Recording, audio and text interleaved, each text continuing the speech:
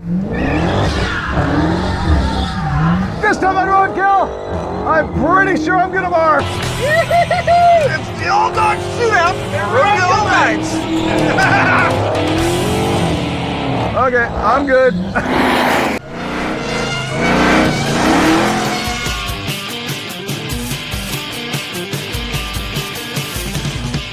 Man, we're stoked because we are getting ready for the 5th annual Roadkill Nights powered by Dodge. Now that's the event where we shut down Woodward Avenue right out here in Pontiac, Michigan, and we have drag racing on the street and Top Fuel cars doing burnouts, yes, on Woodward. You'll see all of that later in the show, but right now, it's sort of the calm before the storm, and we've got access to M1 Concourse right here. Now this place is like one of those country club setups where you can buy one of these garages over here, you can like have your party room in it, you can store your cars, and you can come out and road race here anytime during the week. Well, we've got it to ourselves today, and we've got 7 of our Dodge Roadkill project cars right here. There's the Off-Road Challenger, we got the General Maintenance, my own Hemi Super Bee, the Vanishing Paint, the Death Metal Charger, the General Mayhem Charger, and an 83 Dodge Rampage. Ready, dudes? Yeah, buddy. Oh, yeah. I got the list. We have to duke it out to figure out who's driving what. We're each gonna pick something we actually want to drive, and then we're each gonna drive 2 vehicles, so our second choice will be forcing the other guy to drive something he doesn't want to drive. Is that kind of how it's gonna work? Yeah, I'll start. Okay. I really want to drive Death Metal. I know. Because it might be less deadly this time. I want you to drive that. And I really want to drive the Vanishing Paint. Okay. And I've just been dying to drive the Rampage on a road course because I think it's the ideal vehicle. Okay, so now we get to decide what he has to drive as his secondary car, right? Okay. Off-Road Challenger 2015, B or Mayhem? I want someone to drive the Off-Road Challenger, but I don't want it to be me. So. I don't want it to be me either. I think, Dulcich, you just took that bullet. No! Are you serious? That car has no brakes. Okay. I know. Steve, I'm on your team. What are you going to make him drive? He'll be a complete fish out of water in the Super Bee. I was really hoping not to have to take the Super Bee on the road course at all. Well, Okay, Super Venus? Yeah. Okay, great. Oh, wait a minute. What's left? Okay, Finnegan. He's got nothing but good stuff He's left. got either, Wait a minute. either the Mayhem or the 2015. I'm not letting him drive the new car. My plan worked. Either way, I get supercharged horsepower and no brakes and no tires. I'm fine. The General Maintenance is going to be sitting out the road course because it's the most competent road racer here. This is our bone stock 2015 Dodge Charger Hellcat, and it's known as the General Maintenance because that's all we ever have to do to it. It is a refugee of the most infamous episode of Roadkill ever. The one where we took all of those brand new Dodges, including a Viper, and ran them around a motocross track. Now, what makes it interesting is that it is painted up with fake patina to look exactly like our 1968 Charger, the General Mayhem. Now we have to decide who goes first. I wanted to go first in the Rampage. Okay, I'm all for positive attitude. Dulcich is going first in the Rampage. I'm here to take on Freiburger and Finnegan in this, a 1983 Dodge Rampage with 94 horsepower. We bought this car to replace the Mopar muscle truck, which had a blown out engine in an episode of Roadkill Garage. And we took this thing through mountain canyons, and that front wheel drive just stuck like glue. Better yet, the velour seats, they hold you in there like you're in a racing harness. It's unbelievable. It's very lightweight, super aerodynamic, and it just grips. All right, Dulcich, the Rampage, 96 angry horsepowers. $5 says he loses the course. That's mean. At will. There's a good chance he's going to lose the get course.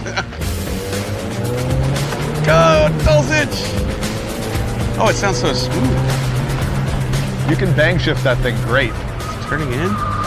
Already screeching tires. You hear that? Squealing tire's a happy tire, especially when it's a 185 70 13 or something like that. Dude, it's pretty fast. Look at that.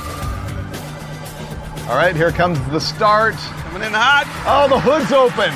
Did you see that? I just thought that's how it was. That was a pretty good turn. I didn't think. Oh, and he spins it out. Spins it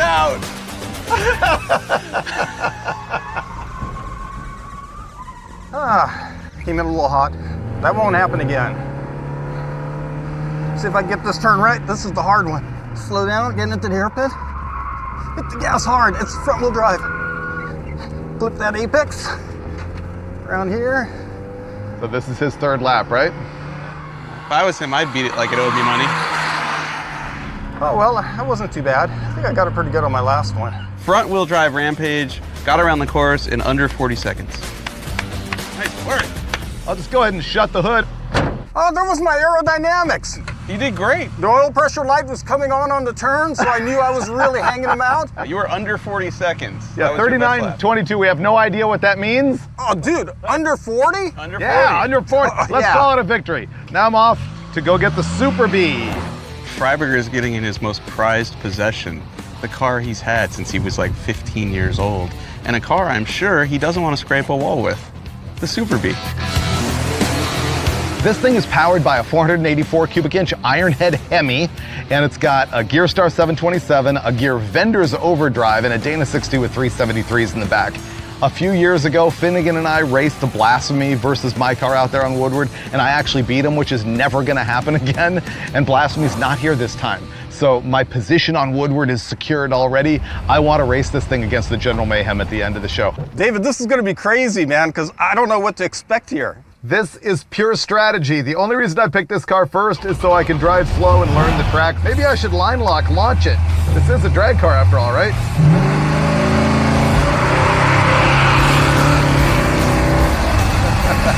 Okay, so come around here. I'm literally just learning the track. Straight line, slight curve out. Then this is gonna be hard brake. It's a nice car with skinny front tires. You don't do this in this car. No, it's a drag racing car. So what kind of a man is he? We're gonna find out right now. Is he gonna just go for it anyway? He is. Oh. He is. No. Oh. Listen to the tires squeal.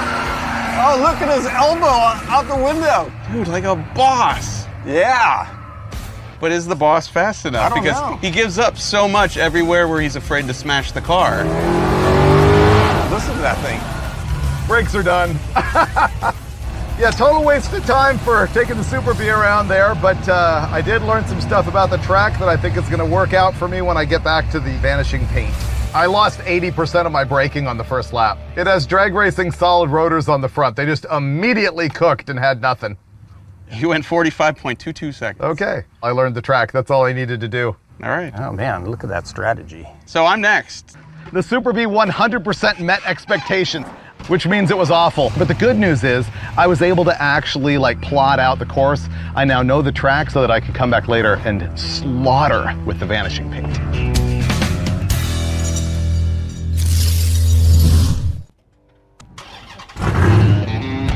That thing looks pretty tough.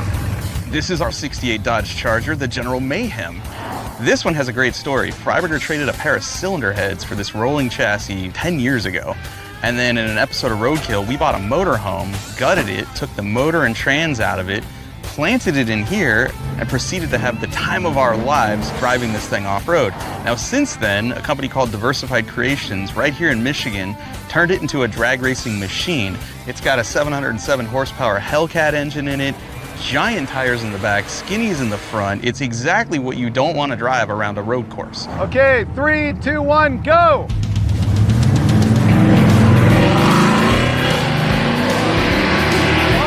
Sounds more wicked than Super Bee. This thing has a complete brand new Hellcat drivetrain out of a 2015 car. The engine and the trans and all the electronics and supercharger. Oh yeah. Oh, yeah, sideways. Oh. Yeah, see, he can thrash on it much more than I was willing to thrash the Super Bee. It's so hairy. Oh my God. It does not handle good. Wow, that thing's like a NASCAR racer.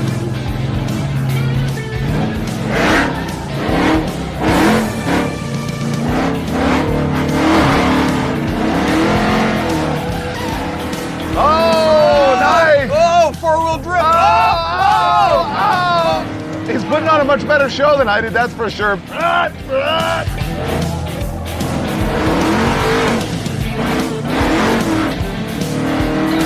I was expecting the car to come over the wall. I was ready to take cover. Oh, and he moves it. Oh. And he's in the grass. I may have dirtied up the track. Oh, well. He was on a good lap there and he got in the grass. I just ruined the track for everybody that's got to race after me. Official timer says 38.05. He took me Quicker out. than the Rampage. Oh my God, that was fun. You did beat the Rampage, 38.05. It was not pretty, dude. No, dude, I pretty much crashed it 6 times just right here. Okay, Yeah. just clean that dirt up over there. Oh, I'm next. Exactly. Next up, Dulcich in the ORC. Oh, it came so quickly. I honestly can't believe those guys did it to me. I've got to drive the off-road Challenger on a road racing course. This car was a dirt track car. And then later on, we turned it into the off-road Challenger on Roadkill Garage. We added the big tires, we cut out the wheel openings, we jacked it up to make it taller. It's an off-road machine. You can tell at a glance. This thing is an absolute death trap. On a road course, no way. The good news is that when you go to Burnouts for Distance, those boggers will make a lot of smoke. The bad news is, well, you're about to see the bad news. Come on, Dulcich! You're gonna be okay. Mostly because I'm not in there with you.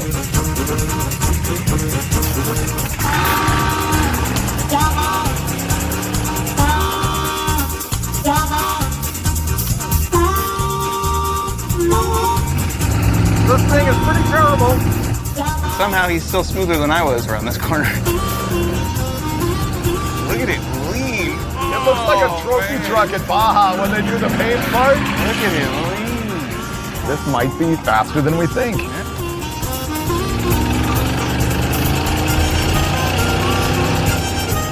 He's on it. He's learned the course. He knows the limits of his machine.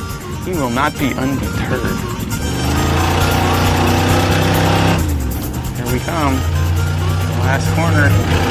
Oh, he's never been so hot. Oh, Yeah! Boom. And the official time is 41.80. didn't beat the Rampage. I think it's on me now. I gotta go get in the vanishing paint and actually be somebody. So what's your estimate? Faster or slower than the Rampage? I don't know, maybe pretty close. The boggers are kind of squishy in the sidewalls, I noticed. No. Yeah. No. I could really feel the sidewalls squishing. There's no way that's true. Oh, yeah, I'm telling you. It looked like it was on rails to me. I mean, It actually looked really smooth. We thought you were good, but it went 41 and change. That's not bad. Didn't really let me down. I thought it would be much worse. 41 seconds, not too bad for the off-road Challenger.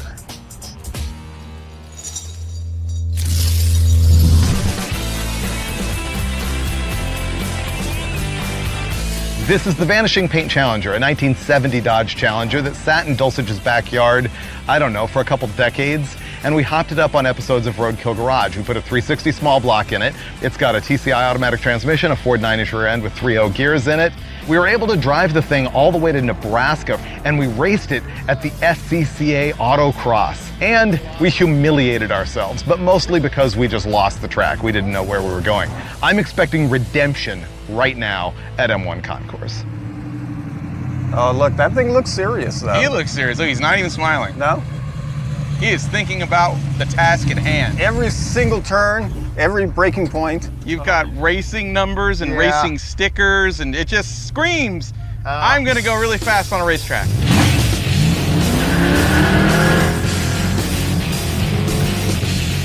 Sounds hot and spicy to me. Yeah, he's in first gear.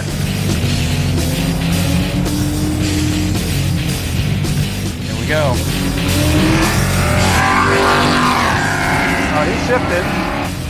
Okay, he's using the brake. He got around that corner really fast. Yeah.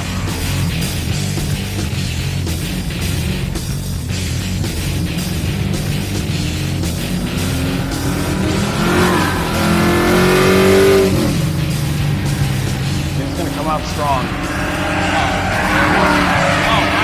Yeah, he's cooking. He's carrying a lot of speed. Yeah, he is. That thing's fast. Yeah, that sounds legit. Yeah. It's definitely beating the Rampage. Oh, yeah. Wow, that's pretty sweet. Wow. He'll be happy with it. Yeah. And I'll be happy for him. Yeah.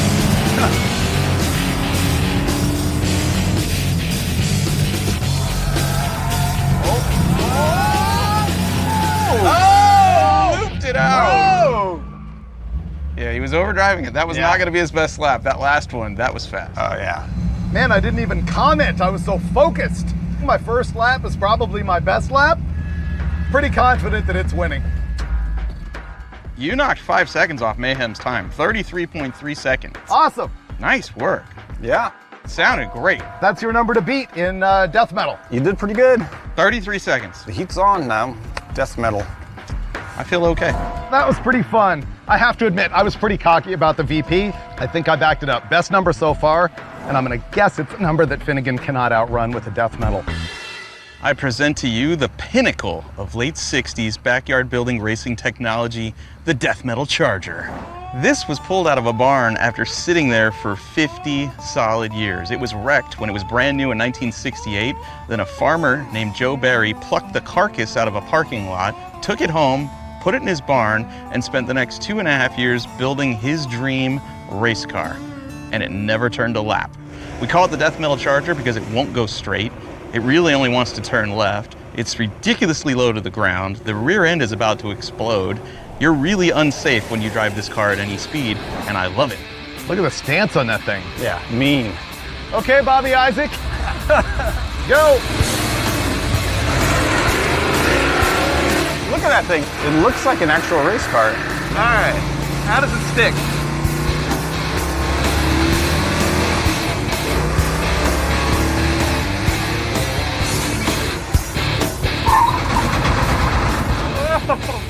Okay, it doesn't like that.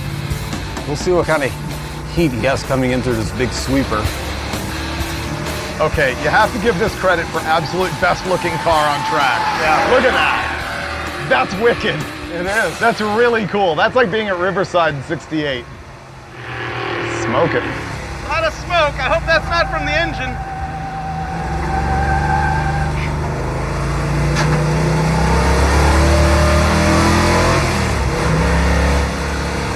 Look at the body lean. Yeah. That's hideous. He's hauling ass this time. And it's smoking look at how much so smoke. bad. Yeah. Lots and lots of smoke. I hope I'm not on fire. Let's see. Engine's not hot. I have oil pressure. But I'm also smoking a lot. But it's still running. Let's go find out if I'm on fire. Okay, you win for the absolute best looking ever. It looked so cool out there. Yeah, it did. It was awesome, but Is it on fire? we were really concerned you blew your motor up because it's smoking hard. Wondering if it's an oil leak, because I smell oil bad. How did I do? 36-16. I beat the Rampage! Yeah.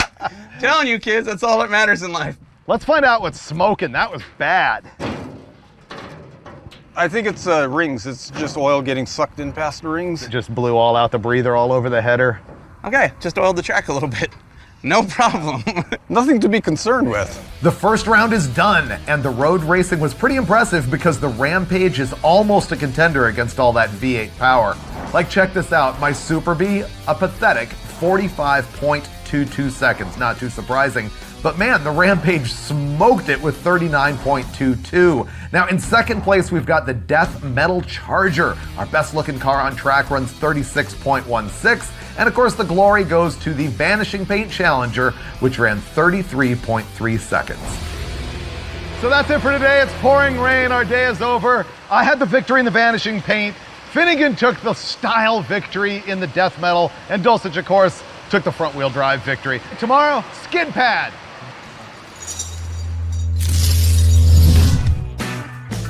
Bam! It's a sunny day here at M1 Concourse, and we've got the skid pad all to ourselves all day long. We're gonna kick it off with the slalom. Rules are, same cars as yesterday. We're inverting the order, so Finnegan's gonna go first, and he picked the Death Metal Charger. This is gonna be good. Would you name your car the Death anything? Probably not, because I'm all for longevity.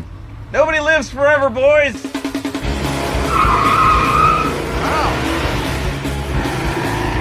Oh, that was pretty good. It does look wicked, doesn't it? Oh, wow. He's doing pretty well. He's doing great. Oh, but this is not gonna be good. Oh, that's gonna hurt his time. That's the wrong direction.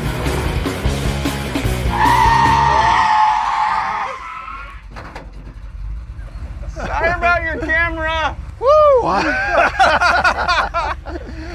That water barrier, not soft. No. Do you want to go again? Yeah.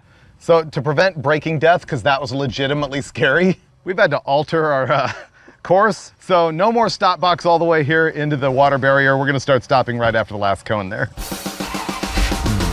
All right, on you.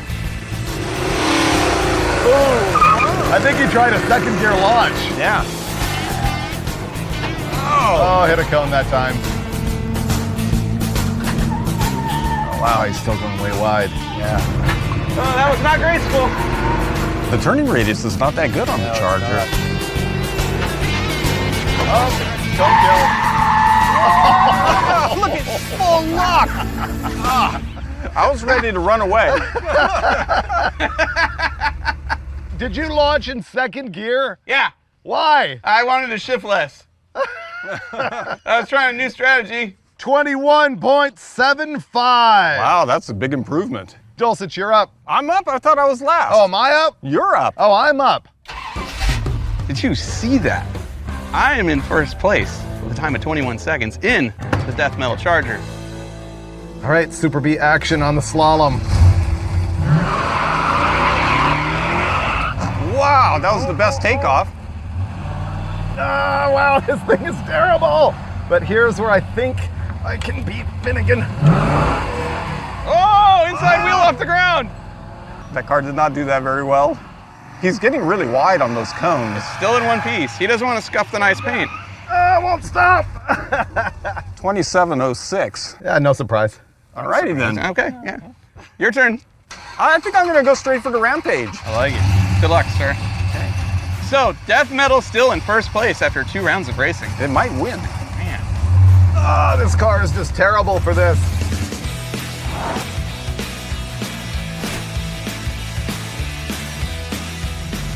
I'm gonna try to use some tactics here that may or may not work. All right, we're down to Dulcich in the Rampage. This could actually be better than we think. Oh, he's totally serious about it. Look, he's got his driving glasses on. Oh, he's not gonna get lost. No. Good scratch. Hot sauce. Oh, and power shifted it.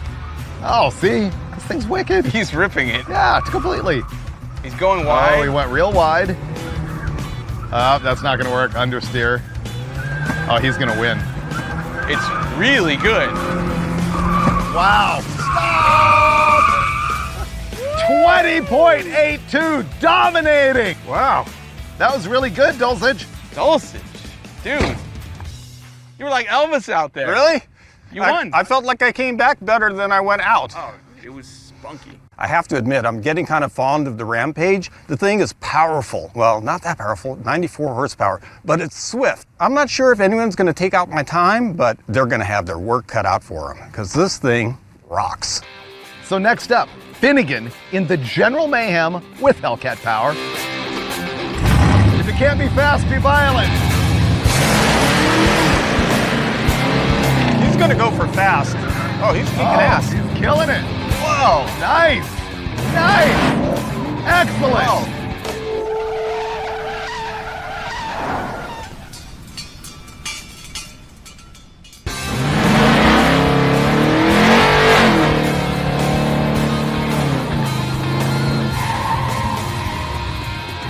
Wow. That was ace, man. I love this car. I feel like that was pretty good. 19.86. He beats the Rampage. Wow. That was epic. Finnegan? That was awesome. You win the episode for the day. Sick. You know, I gotta admit, after Mayhem got kind of revamped and turned into a drag race car a few years ago for this very event, I didn't like it as much. But today, on the slalom, it demonstrated its true purpose in life, which is tight donuts around cones at the end and a blistering performance in between the other ones with a strong finish. It's in first place now. I'm concerned this isn't going to have the power or panache of the General Mayhem. Few things do. Give it a shot anyway. Light them up.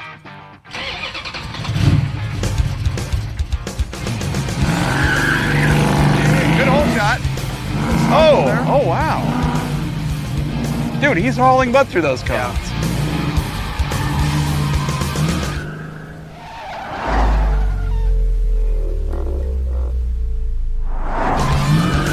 Oh, wow. So this is a legit run right here. Whoa!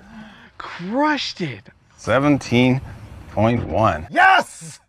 Ah. Whew. Do you feel at all bad about shortening the course by 300 yards? How'd I do that? What do you mean? Are you sure you didn't miss a cone? Yeah, the last one, you just went straight. I think you went straight. And then you stopped, what you're supposed to do, but the not going around thing. I think you should go again. Oh, he's already faster. That car is really well sorted.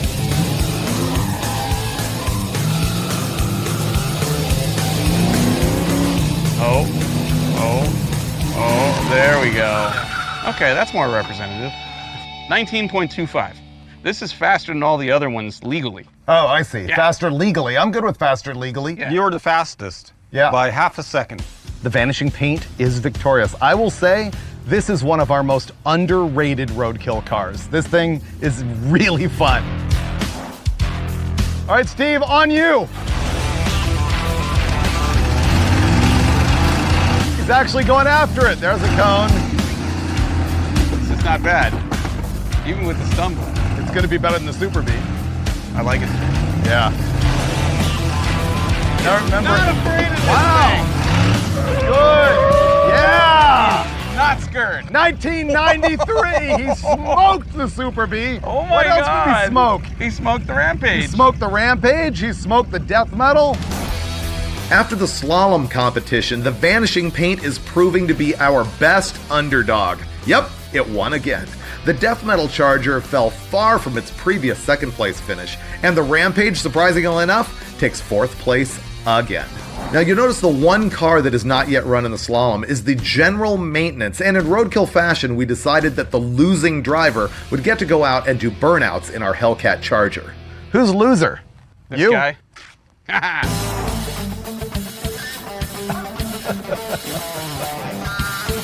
Okay. This is bad.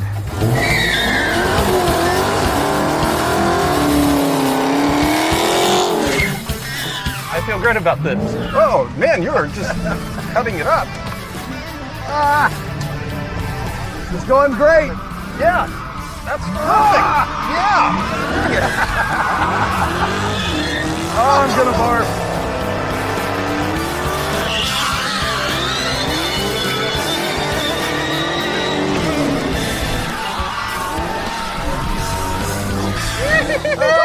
Okay, this reminds me though, next competition, maximum burnout smoke, right? Yes. We gotta go pick cars. I like this one. I'm gonna go throw up. So this is our plan. You start off here, you gotta do massive burnout. You come all the way down here, you gotta do a 360 around this, and then you drift over here, come through here, you gotta figure eight this thing, and then there's a stop box right here. Clear as mud, right? Oh, yeah. Yeah. All you need is smoke.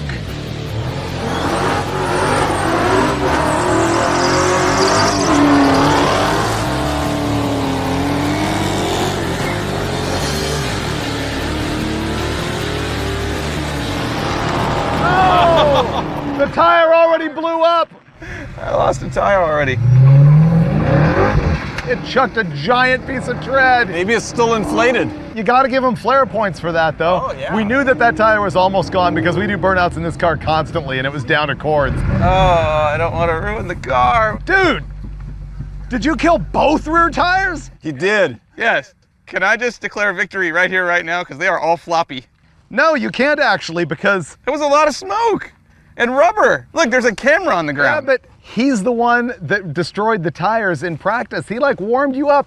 That's what that was. I'm just going to pick up the camera I destroyed.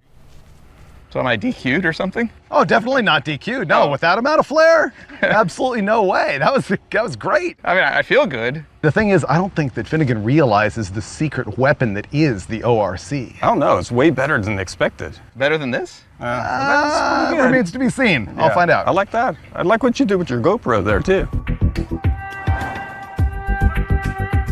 Okay, now it's my turn in the ORC. You'd be amazed at how much smoke comes off these boggers.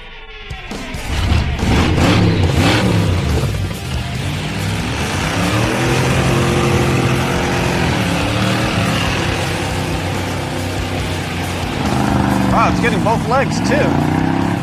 Wow. The valve float is impressive. Oh yeah, it's stock 360 out of the pickup. Actually, that thing's doing pretty admirably. Whoa! Whoa! Don't flip that thing over, Freiburger.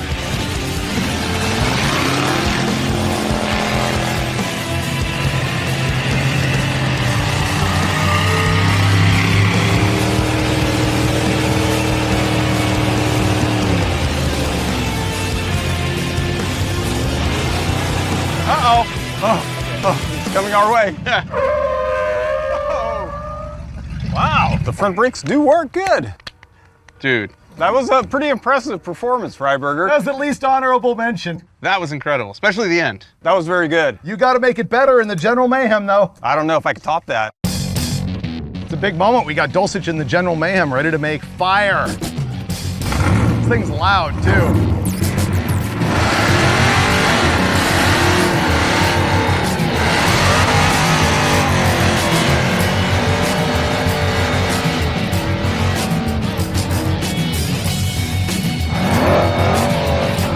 Still no smoke. Going in to kill the ambulance driver.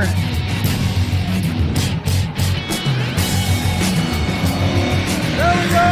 All right!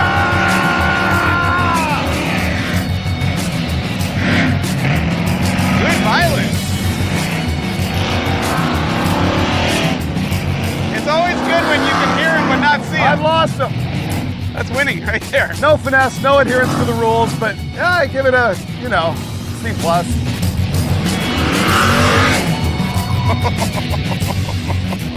Remember when you got lost in the autocross course in Nebraska? Oh, yes. This was that. No, I had a lack of control. We liked the big burnout fest in the middle, the donut Oh, you fest. know what I did wrong, Freiburger? Is the shifter. It's backwards. You pull it back to go up a gear and you go forward. And I kept shifting it forward like a slapstick on an old 69. Yeah? How come it wouldn't even do a brake stand here? I don't know. I didn't want to be too aggressive my first time out. What? Well, this is going to be a Roadkill teachable moment because we got Dulcich in the passenger seat, Finnegan is driving, and Finn is going to show Dulcich how to actually make tire smoke in this thing. For me, it's always like a multiple hands and feet kind of operation. You got to floor the thing and then hold the button down on the line lock with one finger while shifting with the other hand while holding the steering wheel with your knee. So it is kind of a contortion, but you can make excellent tire smoke with this thing. Just watch.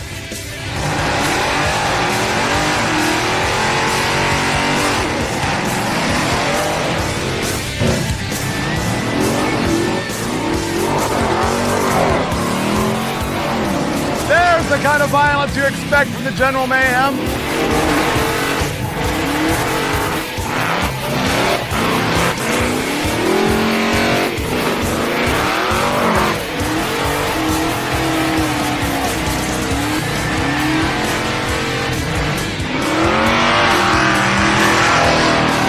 Man, Finnegan is killing it out there. You know, when you need a no mercy burnout fest, who do you call? Mike Finnegan. You got a little off course. All right, that is it for the Tire Smoke Challenge, and I know what you're thinking. Where'd the Rampage go? Well, let's be honest, that thing is never gonna make any kind of decent tire smoke. But what about the Vanishing Paint, the Death Metal Charger, the Super Bee? Well, we decided to save those for a final challenge. So, next time you see us, Roadkill Nights is going to be in action with drag racing on Woodward. Hopefully that car's still in one piece.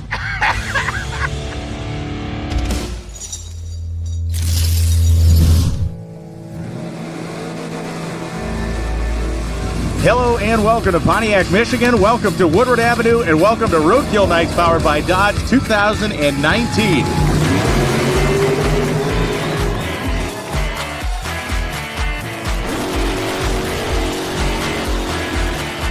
Man, Roadkill Nights has been amazing so far, over-delivering as usual. We got like 40,000 people here. We got the thrill rides going on, burnout contest, chassis dyno. Finnegan and I just signed autographs for like 2.5 hours, but now this is the moment I wait for all year long. Nitro burnouts on Woodward Avenue. These are professional NHRA race cars. Matt Hagan in a funny car, Leah in the Top Fuel dragster, and they are about to lay smoke on Woodward. So this is an actual competition. Matt's going first. Let's find out how fast he can go. And here we go, folks. Matt Hagan, the Charger wide body, burnout on Woodward.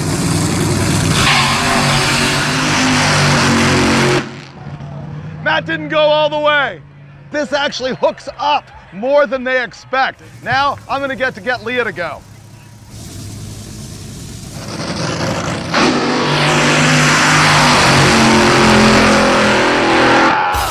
All the way, 600 feet. That was amazing. Woo! All right, Roadkill Nights 2019 Celebrity Shootout is about to begin.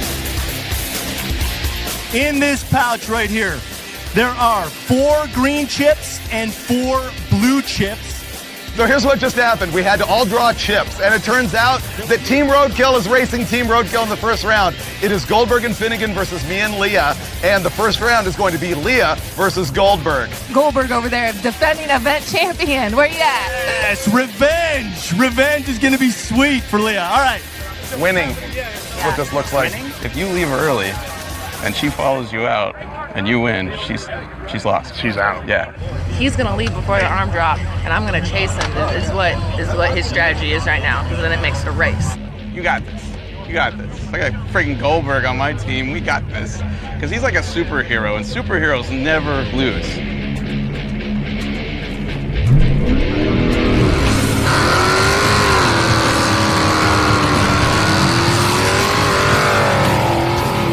Fairly We were in equal. the burnout. No. We were in the burnout. See? He always goes that way. Here comes the arm drop. It's going off. Please, I don't want to lose. I know, I don't want to lose. Goldberg's a bad man. He's got this. You met Leah? Go. Oh. Yes. Oh, she's out front. No. Oh, yeah. No. Oh, she totally got him. He left first, but he spun the tires harder. Leah! Yes! Thanks, Goldberg. No, you can kick my ass. Thank you, Goldberg. Thanks, Goldberg. It was a great performance.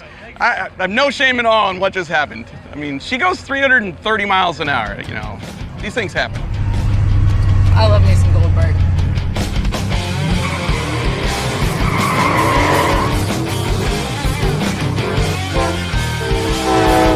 Right on. All right, we got our second final race coming up right now. Freiburger versus Shag. Freiburger's going down. It's going to be a good time, man. Oh, I feel great. I mean, Leah's got a ton of experience driving these cars in press situations. She's done a million laps on them, so she's helping me figure out all the electronics because this is the Challenger 1320 that comes with a line lock and a trans brake and all this other stuff. We're going to get it right so we can win. Awesome, man. Be safe.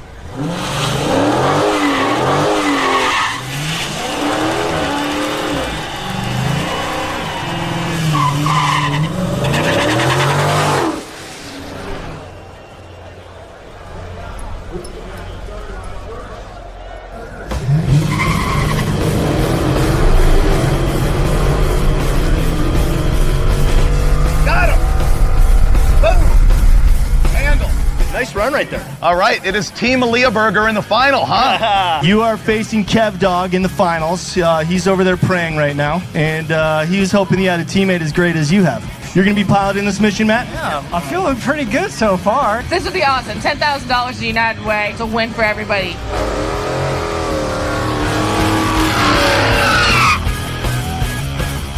She's backing up. She's right in her groove. Yeah. Yeah, she's gonna get this. Oh yeah, she's way out front. Yes! She's got this. Boom! Team Leah Burger wins. First time Roadkill's ever won at Roadkill Night. Winning! Nice. Let's go lose something now. Yep. So now we got flamethrowers out on the track, and once that's clear, we're gonna have some drag racing right here on Woodward with our own cars. The first pairing is gonna be me and the Super Bee. And me and General Mayhem. Yeah, here we go.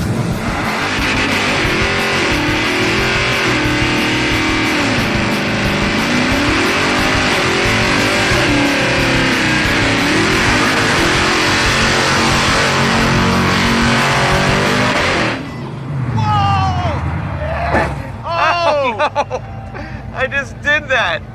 Oh, Finnegan hit the wall in General Mayhem. That was some crazy burnout action with the General Mayhem. Finnegan actually just barely kissed the wall. There you go, Finnegan. Uh-oh. Oh, he hit the wall. So Mike Finnegan, basically in the same spot that Rawlings crunched the wall last year. Oh, Richard. A little bump. She's fine. The new Richard Rawlings is Mr. Mike Finnegan. All right, we're good.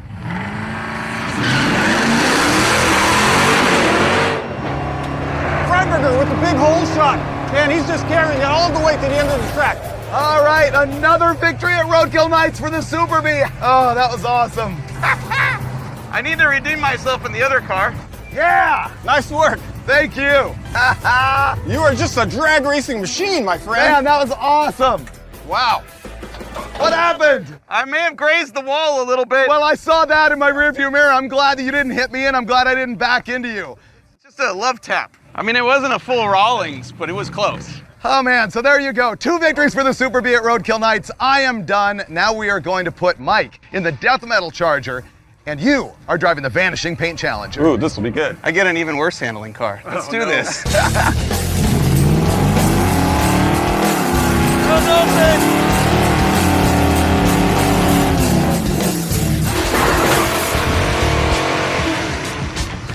Yikes, I think that was all clutch. I didn't see any tire spin at all. Oh man, Dulcich gets out front.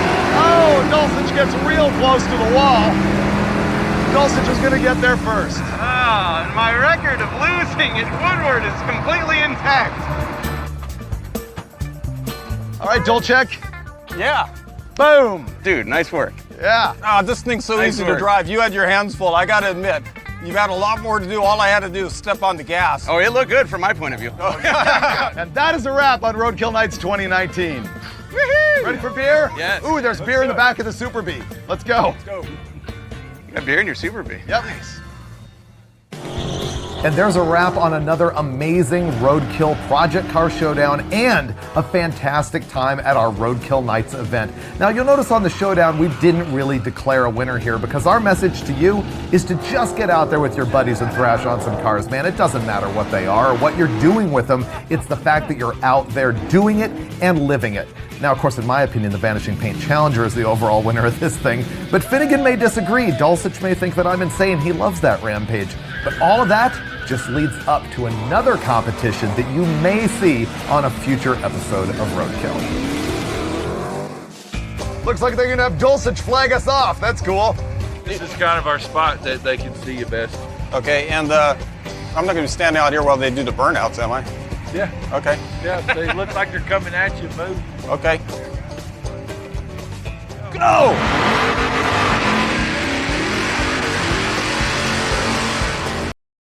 This time on Roadkill, we're winning at life, even if we don't win a burnout contest.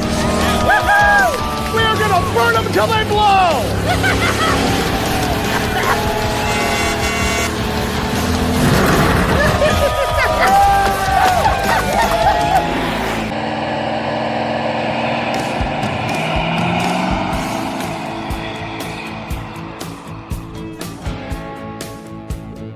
As dedicated as we are to burnouts, it seems kind of ridiculous that we've never actually entered a burnout contest. And so that's what this episode is all about. We found a place down in South Padre Island, Texas that's going to have a car show with a burnout competition. And so I started shopping around for cars, and we're here in Houston right now. And I found this 76 Camaro that's exactly like Finnegan's very first car, which is going to make this great.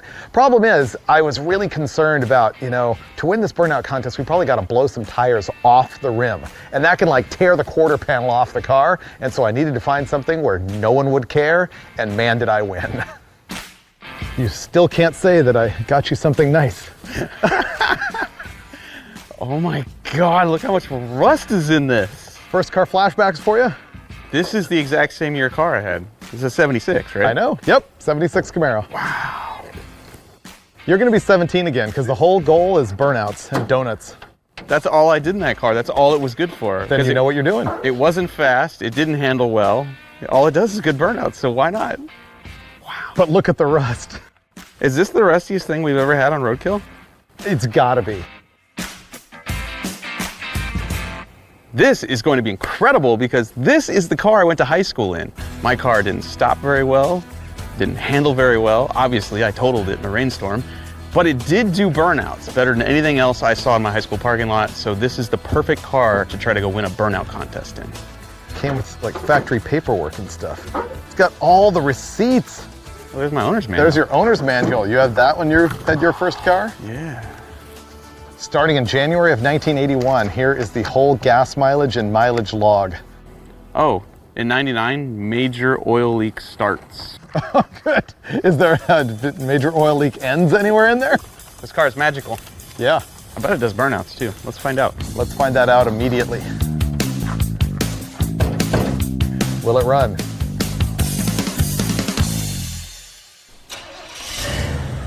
Oh, it's loud. Dude. It's loud. Sounds pretty good. The wipers are already on, dude, so I don't think they work. Really? Uh-oh.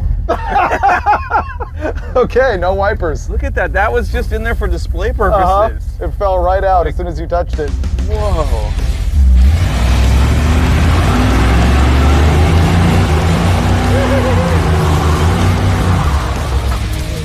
That was close. I thought we were going to the garage for sure. This thing's great. The Speedo bounces just like mine did. I'm sure the 76 Camaro has gotten no better in the 15 or 20 years since you had your first car. Ooh, this is good burnout road. Oh, yeah.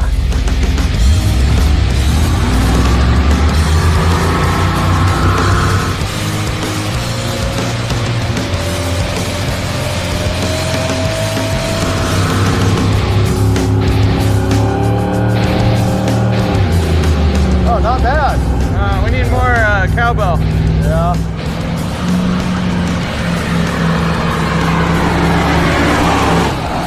Does it need more cowbell? It does. Yeah. Because when I put it in second, it was just kind of hanging there. Like, all right, we'll continue to spin, but you get no acceleration. Maybe it likes first. You wanted RPM. I was going for the wheel speed. Yeah.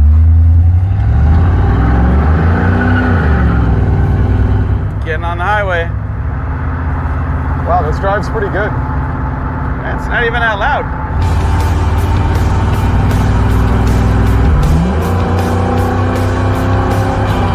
This thing's great. It's not bad. We're going 69. You're falling in love with this. I can tell. Yeah. Too bad it sucks.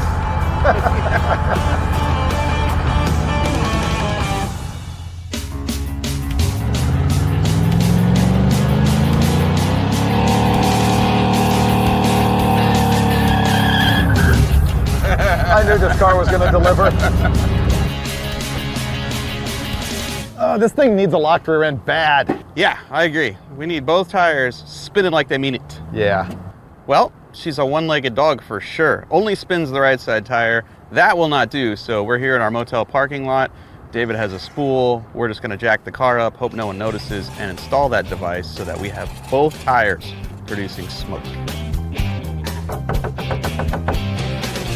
I got splashed. Alrighty, so what we're going to do here is install a mini spool which replaces the side gears in this. We're going to turn this thing into a locked differential. This is what's known as an open diff. You can see if I turn one axle here, what you've got is side gears that are splined to the axles and spider gears that are on the center pin. And if I make Finnegan hold one axle over there and spin this one, you can see it just rotates the entire carrier. So that's good. So that just shows you it is possible for this thing to spin just one tire. As a matter of fact, all of the burnout power goes to the tire with the least amount of traction. So instead, we're going to eliminate those side gears and spider gears with this mini spool. I'm going to gut the side gears and spider gears out of the carrier and replace it with that mini spool. So this pin is holding the spider gears in there. Okay, that's a C-clip. That's holding the axle from falling out of the axle tube. Now, if you pull the axle out, I should be able to get the spiders out. There's one, and there's two. And we're going to replace them with these side gears, which are then going to be locked together. These are not going to allow a differentiation of wheel speed side to side at all.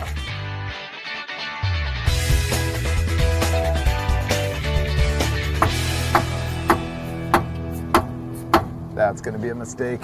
That's not ever gonna work. This isn't going together without that being shaved down. I can't get them both to fit in the case. So our new mini spool doesn't want to go in. I'm gonna take exactly 30 thousandths of an inch off of this in the parking lot of our hotel, and then it'll go in just like that. Finnegan went and bought an angle grinder and is taking it to school right now. Let me give it a shot. It's pushed all the way in. Oh yeah.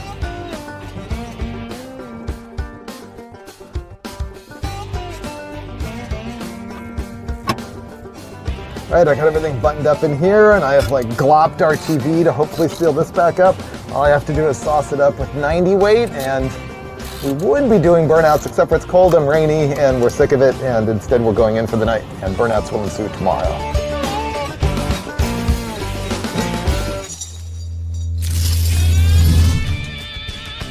Okay, ready? 2-tire burnout? Yeah. Go! Do it, baby.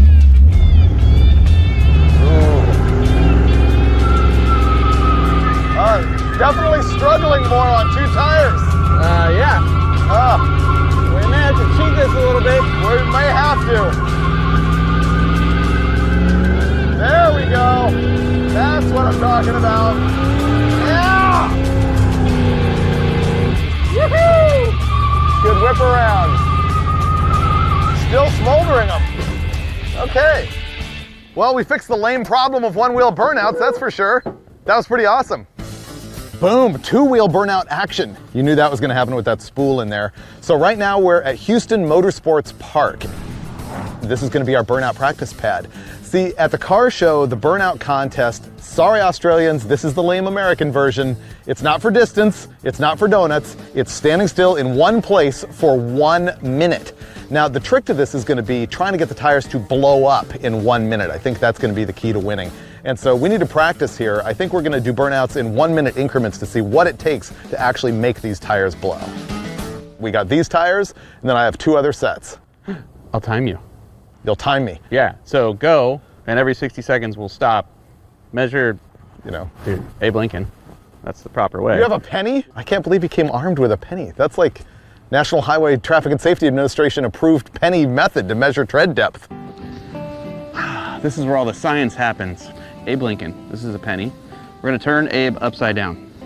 We're gonna put Abe in our tire. Right now, our tread is this deep, which is just about Abe's eyes. Freiburger is gonna do a burnout for 60 seconds. If the tires don't pop, we'll put the penny back in and see where the tread meets, and then we'll do it again until they pop, and then we'll know how much Lincoln do we need to go into this contest to assure us that these things will pop in 60 seconds or less. Okay, here's the other thing. At the show, they're gonna give us wheel chalk so the thing doesn't roll, and maybe that'll help us not have to do as much of a brake stand and not drag the rear brakes as much. These are plastic cheapy chalks. Burnout action. Check. Copy you. Are you ready? Ready? 3, 2, 1, go!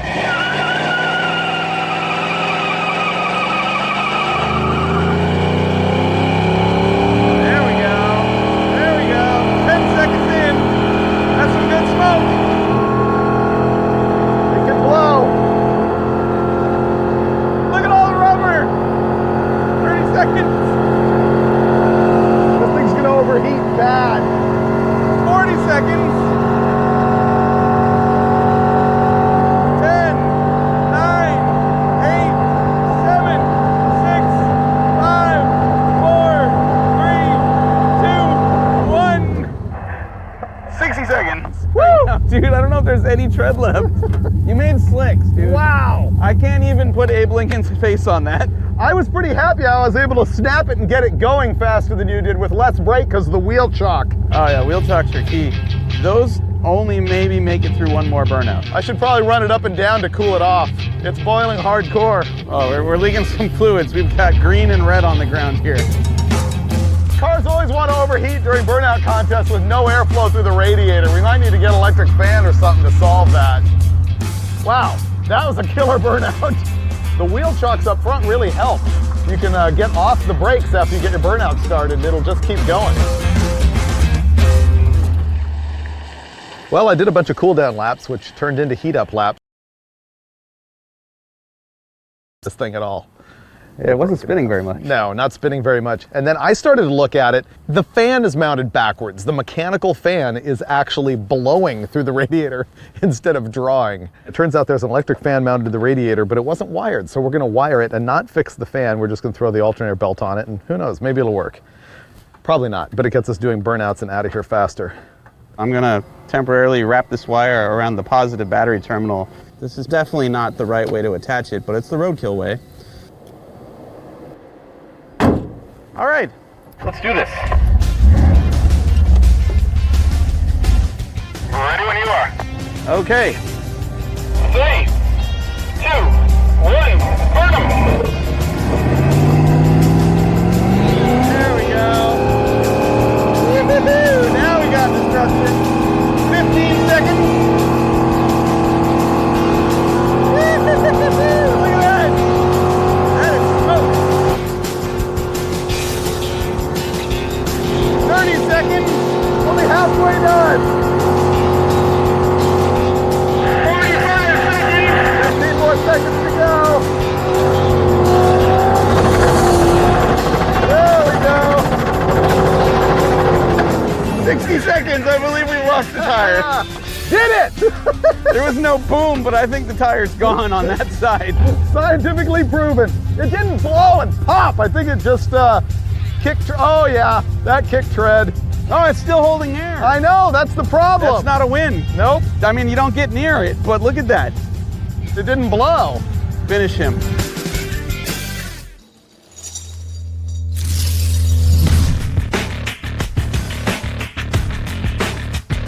I don't think that tire's gonna last more than 15 seconds. At this time, go until we blow. Here we go. 3, 2, 1, hit it.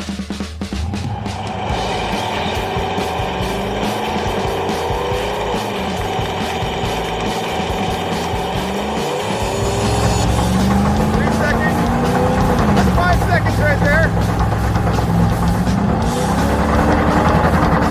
10 seconds. Oh, 15 seconds. I nailed it. 15 seconds on the button. Sorry, I didn't know it was going. Well, I think what we've proven here with science is that you need a slick tire and approximately 75 seconds to do the deal. So we need a slick plus 15 in order to enter the contest. And you notice that tire, yesterday we were smoking it all day long and it went first. The other tire hasn't gone. With the posi or the locker in it now, both tires might blow at the same time if we get it just right. You're right. That's not an even thing we just did. Right. Yeah. So there it is. Slick plus 75. That's the key. This is working out exactly as I'd hoped. We just figured out exactly where the tire needs to be as far as treadlessness in order to pop within 60 seconds. And that's the whole goal of this burnout contest. I know it's stupid, but I've never entered one of these contests before. I want to win, and we're going after it the right way. We're changing out tires, and look, this time 70s style. Check out the Keystone Classics in 15x10, and these are 295 50-15 old school Cooper rubber. It's going to give it some stance and wickedness and feel a lot more like would have been Finnegan's original car in '91. Please don't kill me. Whoa, look at that thing. It's got fur. That is funky. Look where it melted into the ground. Oh, look at that. It put a hole right through the whole thing. How's it look? This is high school all over again. Oh man, way beefier. This is my high school car. Tighten the lug nuts and I'll let you do the first burnout on the new meats.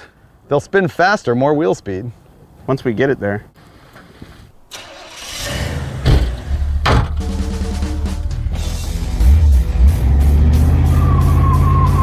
working. Let's still go. There you go. Hey, they spin. Pretty good.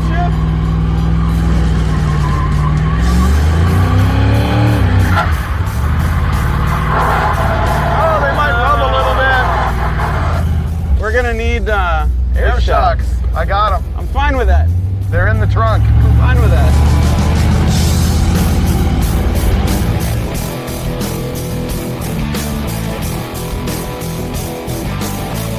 You ever into Stevie Ray Vaughan? Whoa. Texas flood. Did you see that? It's hardcore. So I think we're south, like far west end of Houston now. Tomorrow I think we're cannonballing down to Corpus Christi because we got to get to that car show, which is at South Padre Island. I have no idea where we are. I just know today was awesome. It was pretty awesome. Yeah. Lots of rubber got killed today. It was great. This is more burnouts per dollar than any roadkill in a long time. And there'll be more tomorrow. Yes. Tomorrow being the key word.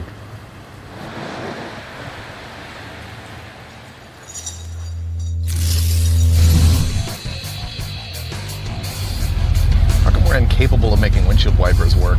We put zero effort into it. Oh, look! I wiggled the switch and they're working. Whoa. Is it better than nothing? I'm totally entertained by it. Kind of doing a wiggle dance. Next stop, Corpus Christi. You know, we really haven't established how much time it takes to burn off these tires until they pop. No, that's kind of the goal over the next 2 days. Guess that rubs a little still.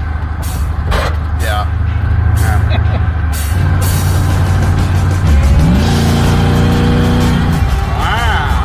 So much power, so much downshift. So much noise. I think this is the fastest we've gone. I poured a 20-gallon dose of cinnamon flavoring into the gas tank, into our 5-gallon cell. Oh, I smelled it. Really? Yep. It's there. It's just behind us, you know. This is a strategy for the burnout contest. Please the people, please their senses, all of them, including their sense of smell. That was my goal. Oh, it's a good goal. Great strategy. We can be winners. I definitely have cinnamon flavor on my finger. Want to sniff my finger? No. Really? No. Because it smells like cinnamon. No, I don't know where that finger's been. Okay. I think the cinnamon flavor might be making me a little nauseous. I didn't fart.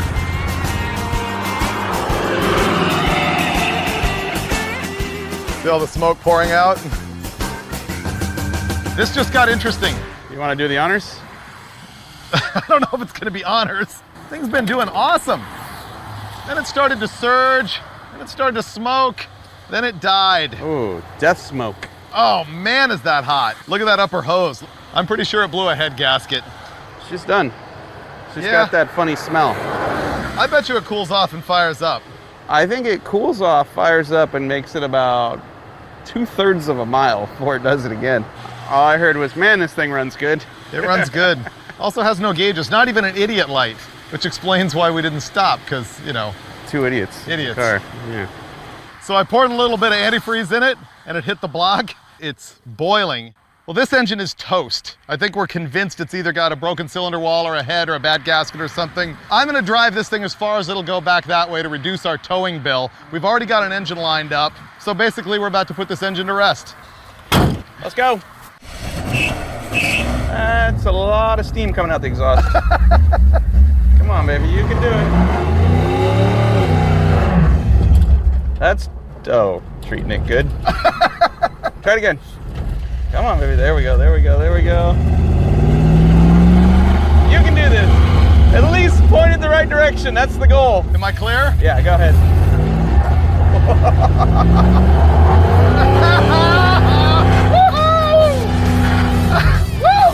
Man, it does good burnouts for something with absolutely no engine left. Seems to be fine now. How come it's running so good? I don't know.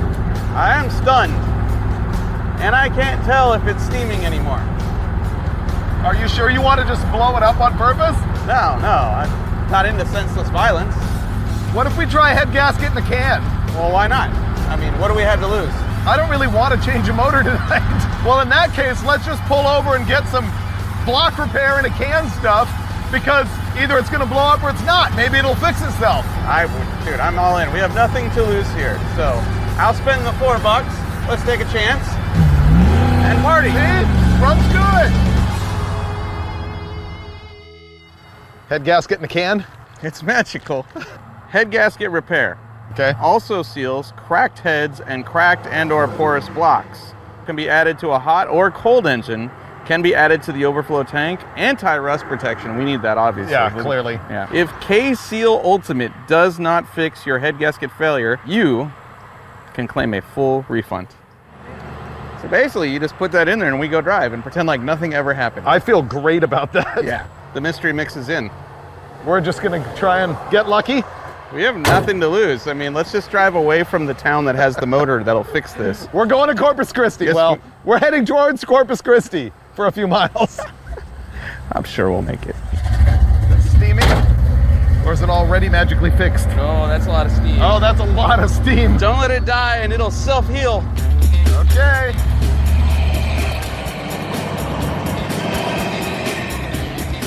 Let's get that stuff circulating. I figure the further we get, the better the odds are of it healing. This is total wishful thinking. That bottle said full refund. It's actually running pretty good. I still smell hotness, but it's not steaming. I always wonder that about the block seal stuff. If it can fix a little tiny hole in a head gasket, how is it not plugging every hole in the radiator? It's like the pyramids, man. I don't know how that happened, but I'm just, happy it's there.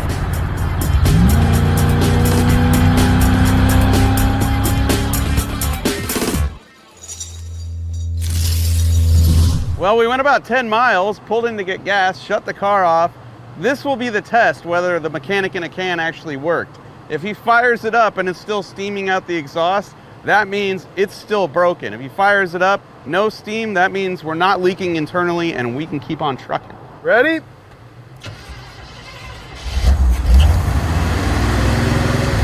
No steam. It's either fixed or it's out of water. That's incredible. 0 steam. The case seal. It's probably because it's bone dry right now. It already ate all the water, so there's nothing left to steam. That's incredible.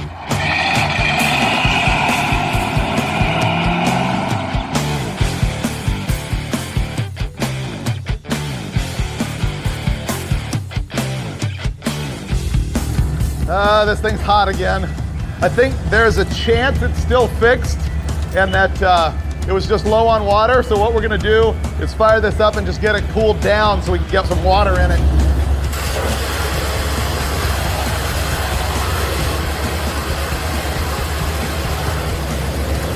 Oh, it's got water in it. Wow, maybe it's okay. It was low, but it was circulating.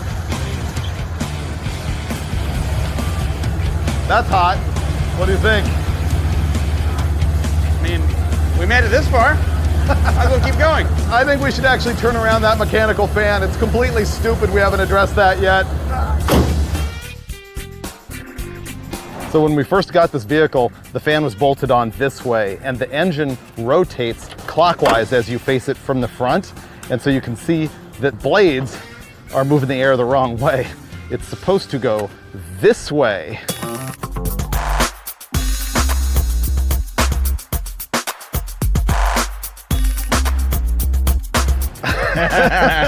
Denial? No, look at it this way. There are now 2 fans pointed the correct direction and they're functioning. And the radiator's full of water. It's not like we didn't put some effort into it. If it dies now, it's somebody else's fault. Ooh, that's bad. This trip so far has been a whole lot of delusion crushed by reality. I think the reality is that we broke a fan belt when we were doing burnouts the other day, and I was doing those cool down laps with no water pump pumping, and we either broke a block or killed a cylinder head. Uh-oh. That's a lot of steam. I think we're in trouble. Ah, look at that. Look at the hose. That's not normal. It's like a water willy. There's pressure in our cooling system. Yeah. When it's cold. Yeah. Break down in the middle of nowhere or head back to Houston and put a motor in it tomorrow. That looks like a bar right there. That's a Mexican restaurant. Yeah, I'm good. Okay. All right. We'll see you tomorrow. You just go ahead and park it. I'll meet you over there, okay? Oh, it's parked. This junk is junk. That was a lot of work to put that fan on. Now I gotta do it again. I thought it was fixed. How come it steamed again?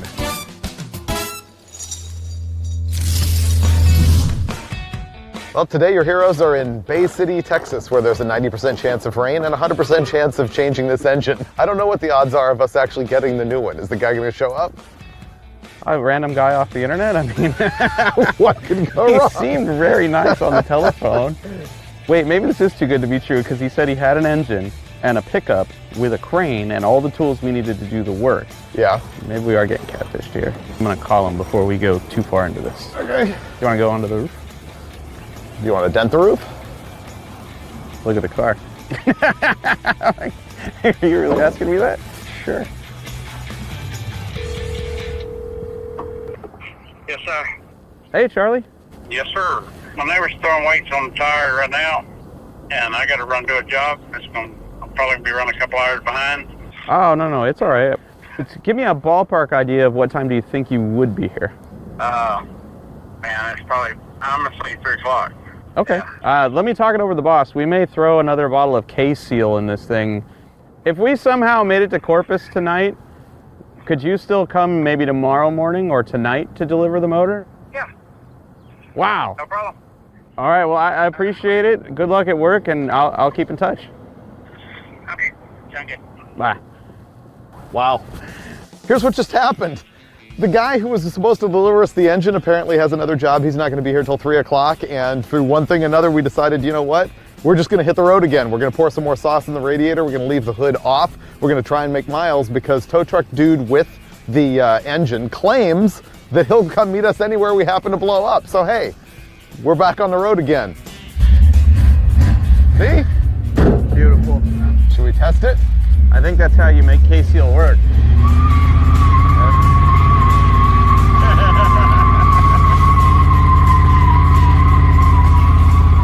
I smell our cooling system. I do too. It's just gushing out now. See it? Look at that. So we need a parts store. Having no hood is genius because now we know our problem. The radiator cap is bad. It's bypassing out here and there. There's no seal on the radiator cap right there. Some people laugh at the whole no hood thing because they think that's just a lazy way to fix a cooling problem, but really that's scientific troubleshooting. Had we not taken the hood off, we wouldn't have known that the cap was wasted and it was just bypassing into the puke tank and blowing it everywhere. Assuming we've dumped out all of our block sealer, we're gonna put in more. Hope this doesn't cardiac arrest the radiator. We've poured a lot in now. Yeah, we have. All right, let's fire this thing up and get out of here.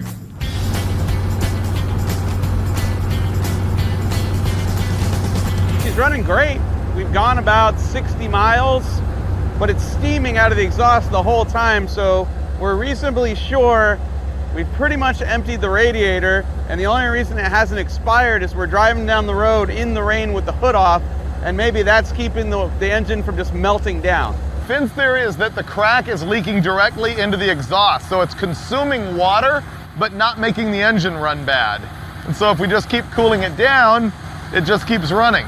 There's no water in the oil, dude. And the oil's not hot. No. I think we just keep going. I think it's fine. She's great. I love her just the way she is. Oh my God, dude. This is why we can't have nice things. As soon as we sit there and say, she's fine, it's not overheating, we're 60 miles to Corpus Christi, we're gonna get there. Dave finds the only crater in this entire parking lot to go four-wheeling through and we blow a tire. They shouldn't have put the hole there.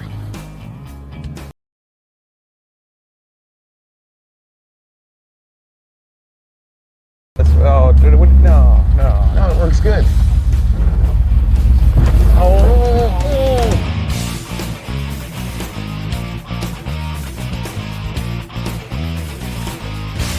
So we've arrived in glamorous Corpus Christi, Texas. Oh, she's a beaut. Let's vacation here. We need to do a burnout and decide whether we are going to change the engine or not, don't you think? Let's do some durability testing right here, right now. Sounds happy? I think we're good. 20 seconds.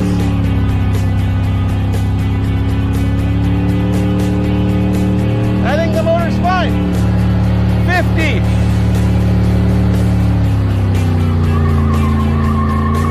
53, 55, 56. Whoa! I wager it sounds better than it ever has. Sorry, Charlie. Do not need your small block Chevy.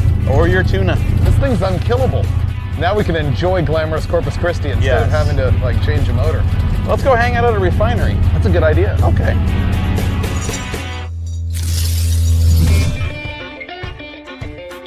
Miracles do happen. We made it all the way to Corpus Christi, Texas. This engine that just yesterday and the day before that was steaming out the exhaust, consuming all of its coolant, running on 6 cylinders. We poured in some of that K-Seal block sealer and it's fixed. It did a great burnout last night. We're trusting it. So we're moving on to our next problem.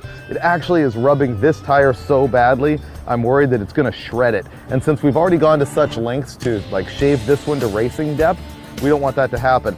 But I anticipated this and I ordered these air shocks before we even picked up the car. So we're finally gonna install these.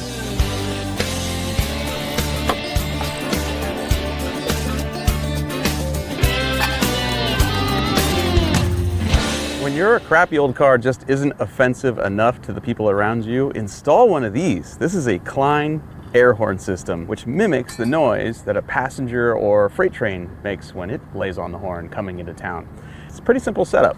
You have a 12-volt DC-powered air compressor. That's going to connect to this reserve air tank.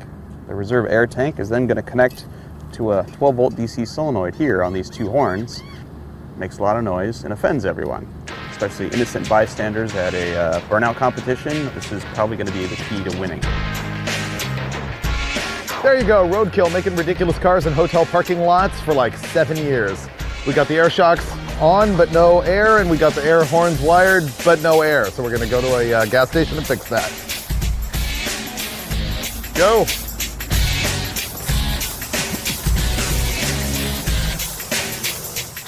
It's going up.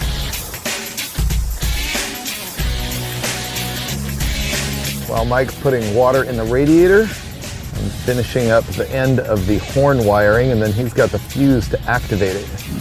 All right, we're good. It was pretty full? Yeah, it was only down about 3 inches. Great. We are a mere 170 miles away from South Padre Island. We have air shocks and a train horn. We're leaving right now. Dave's gonna fire up the car. I'm gonna put in the fuse, which is our makeshift on and off switch, and we're rolling.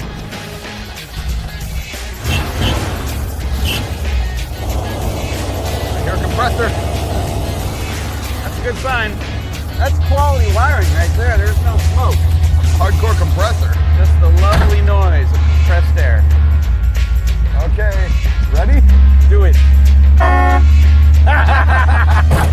Oh, what was that? My door.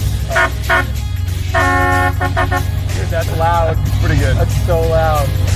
The air shocks made a huge difference in the ride quality of the Camaro, and that tire is not shredding itself anymore. So we made some miles and continued to work on getting our tire shaved down to our scientifically specified tread depth. We also figured that we needed a little bit more flair and panache, and so we experimented with some glitter in the horn, and also with some disco lights.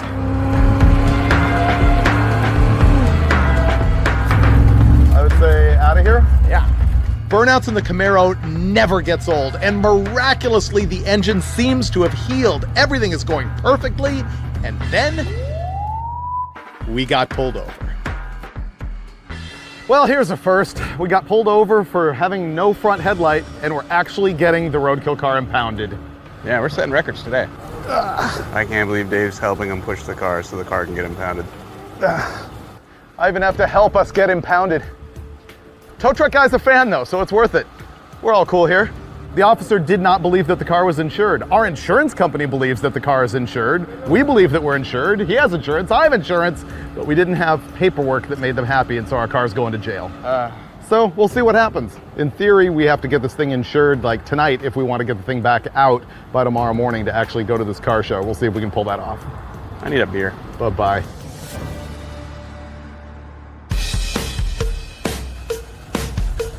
Couldn't get rid of us that easily. We took our paperwork to the police station, and sure enough, they agreed we were insured. So we got impounded, but fortunately they were super cool here, and we changed the headlight. We're legal. We're legit. Once again, you drive. I'm done driving through this town.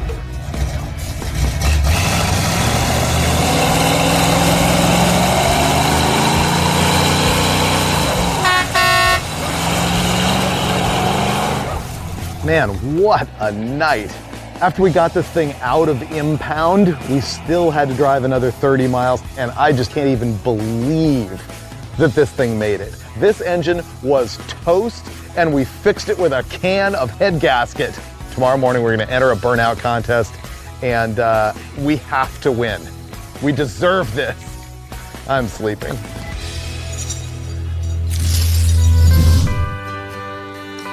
Ah, South Padre Island. So resorty, so beachy, and soon to be ringing with the sounds of burnouts. So I had the guys back at Motor Trend send me some giant Roadkill decals for the doors. Boom. Roadkill. It looks like we've got some followers here, and I'm assuming this contest is judged by fan applause. And so hopefully we can get more screaming and hooting if people know that Roadkill has arrived. Ta-da!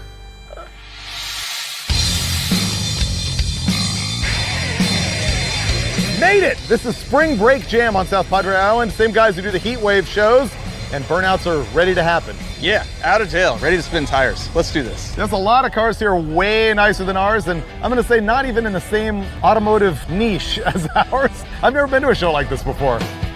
They let anything in here. It doesn't matter if it's lifted or lowered, old or new, import, domestic, they don't care here. Spring Break Jam is for everybody. Our whole goal here is to blow tires, and I don't think we've got the tires shaved down as far as we want to, but we put 50 pounds in them. Hopefully that narrows up the heat, makes it explode better. Burnouts.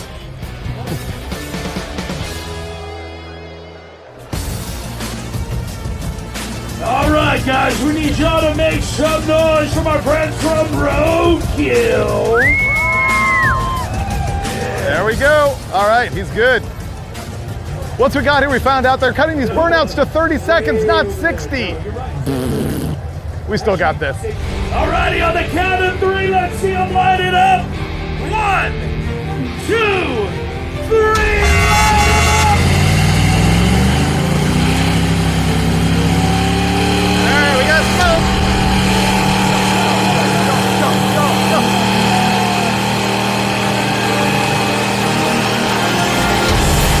We got smoke.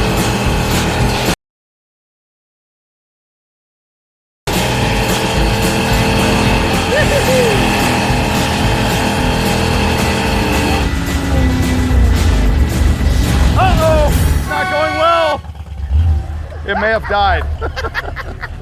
We're out of gas, dude. Hey, bro, instead of the glitter, you should have brought gas, bro. Just saying. Well, that's a fun way to lose a burnout contest. We ran out of gas. However, the very cool guys here at the show are going to let us do it again. They are going to let us go until it blows. That seems safe. You want to drive? South Padre Island, are you ready? Give it up one more time for my friends from Roadkill!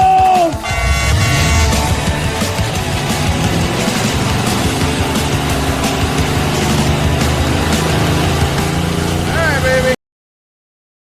This time, I think we forgot to hook up the electric fan. I think a lot of bad things are about to happen, and I'm okay with it. Oh my God, it's still going.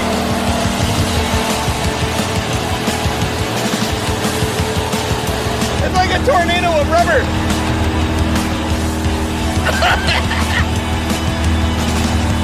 I hope they don't want me to stop because I can't tell. These are some impressive tires. I'd really like these things to pop at some point. And the Camaro is just straight up indestructible.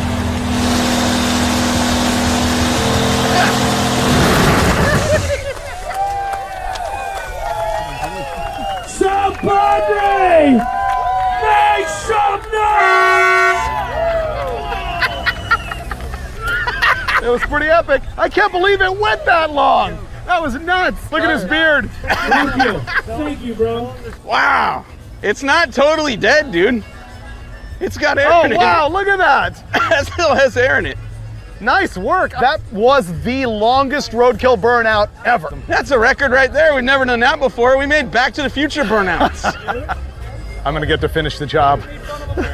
I thought I did the whole damn thing. I thought I blew up tires. I didn't. I just ripped all the tread off this one, and now the air is struggling to get out. So Dave's in the car. They're pushing it away from the rubber that's on fire. He's going to fire up the engine and finish what I started, popping these tires for real. Yeah! It's the car that won't die. Apparently, it's the tires that won't die either. Oh, dude.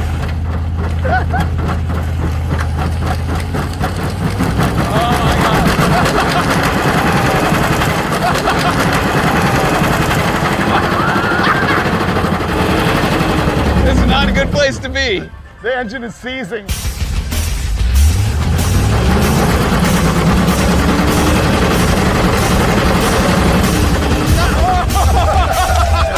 we go.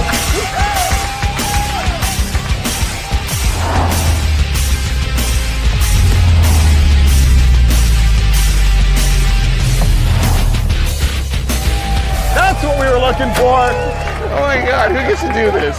When it blew the tire off, look, it whipped all the way up here and ripped this trim off the car.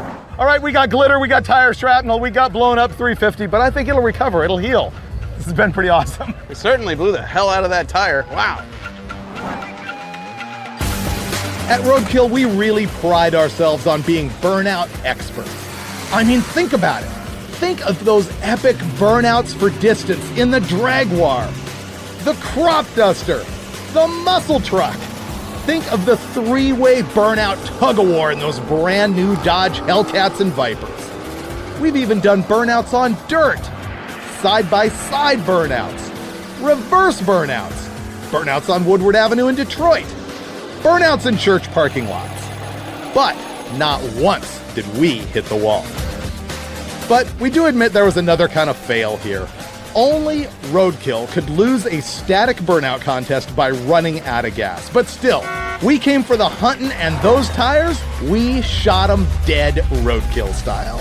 The Camaro, well, I gotta admit, it's way too much of a rusty turd, even for us. So now it lives with the guy who helped us get the car out of impound at midnight in Texas. Because, let's face it, getting impounded for the first time is really the landmark of this episode. And it's one we hope we won't repeat too many times on future episodes of Roadkill. But you know we'll try.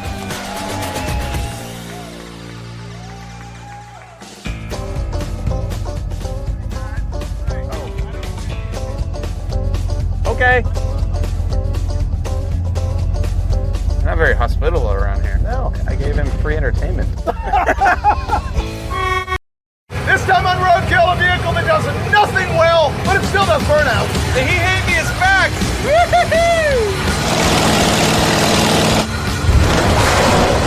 Oh, that's the cooling system. Run!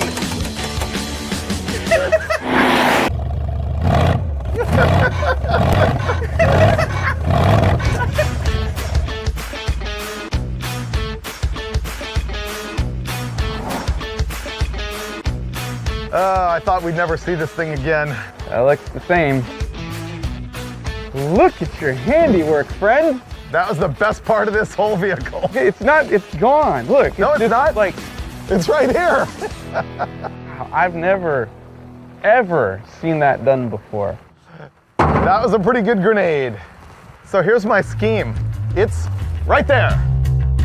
Fred and Dave from the Dirt Every Day show, also on Motor Trend, had built this Cadillac Eldorado with a 500 cubic inch cad in the front on the stock transaxle, and in the trunk, there's another complete drivetrain to turn this into a four-wheel drive. Well, they gave up on it. I guess it's kind of trash. Rear engine's not too good. Remember the Roadkill Maserati? Yep, our little Mazda pickup truck with the Olds 455 on a transaxle in the bed. We tried for so many episodes to have fun with that thing and make it run 10s. It just wasn't gonna happen, and then the opportunity was snatched from us because, yep, it was stolen, and the Maserati is gone forever. So we're sitting around going, we really need to build our own version of this. And so putting 2 and 2 and 3 together, we realized that we've got the Econoline pickup. The He Hate Me, the vehicle that we bought in Wisconsin, sight unseen, and I would say had as much of a failure as we had with the Maserati, but in only one episode. And so we gotta fail with it more, and so we decided we were gonna turn the Econoline into the Econorati. So we're gonna try and rescue it and pull the 500 Cadillac and the transaxle out of the Eldo and put it into the Econoline pickup to make the Econorati. It makes no sense whatsoever, and that's why we're Roadkill. But first, this needs to run. Ready for cranking, clear? Oh, this is gonna be great. This will run. Keep it running with the ether. Okay.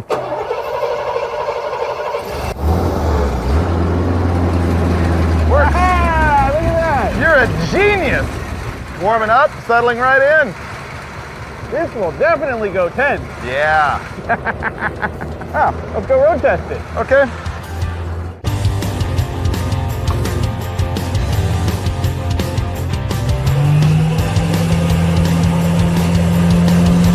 That works.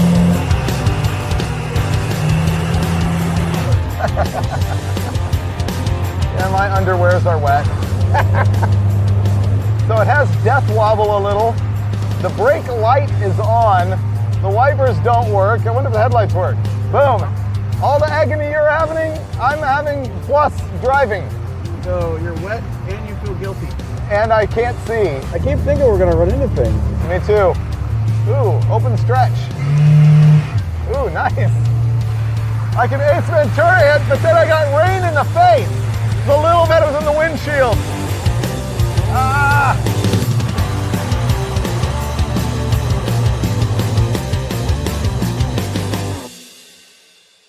I'm somewhat dry. How about you? I'm slightly warmer. I had to go buy new pants and underwear. So now we need a plan. Sawzall, right there, the whole front half of the car. Just bolt it on over there. Yeah. That's it. It seems that simple. Yeah, I think we literally need to take the whole front clip off and saw the frame back there, because I think we can put this suspension and everything in that truck. We just have to keep the tie rod from steering the thing. All right. And I think we've already been schooled by Dave Chappelle, who put the other back half or front half of another car back there. See, this is where the front bumper goes. This is the whole front clip. You know what I'm worried about right now? Look how little overhang the Econoline has from the center line of the wheel to the back of the transaxle. I was worried about that, which is why I think we section it. And we cut the wheel well and just move it all forward.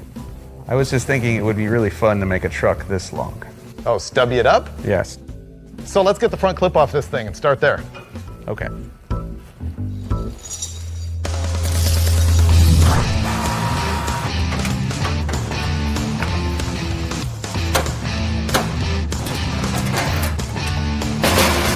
Custom. We have a Cadillac now that is approximately 10 inches wider than this little tiny pickup, and yet we're gonna slam that 500-inch motor into the bed of this thing.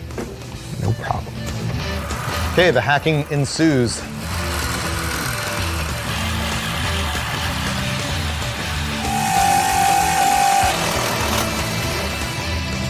Cool. That side's loose. Oh, okay. I think that's separated. Yeah. Cool. It's pinched together. It wants out now. The torsion bars are not going to want to come out under a tension like that. Torch? Plasma? Plasma would be good. Well, we think the only thing holding it together is the torsion bars that run from the lower control arms, so I'm plasma cutting them off. Woo! That's what I was expecting.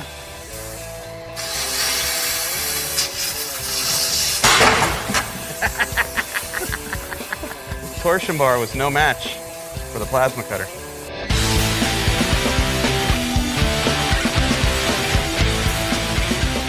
If we put it there, the tailgate will be about here. Mm-hmm. Let's do it. Mike and I hashed out the philosophy on this for a long time. And finally, the thing that really snapped my decision was realizing I do not want to run 10s in this thing. Have you seen where you sit in one of these? When you hit the guardrail, there is nothing between you and death.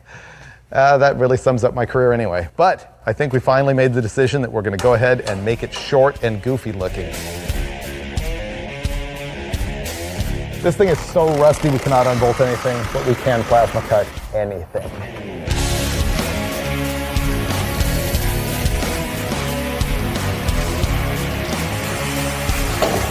There we go.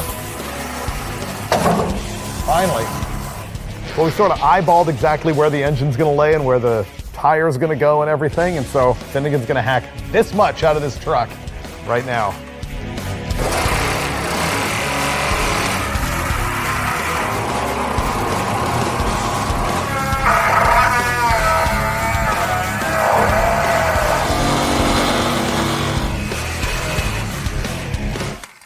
Okay. That is gone. Bye-bye. So we just hacked off the back half of this truck, which we're saving, and we're going to put it back on as soon as we remove this much of the truck and throw it away.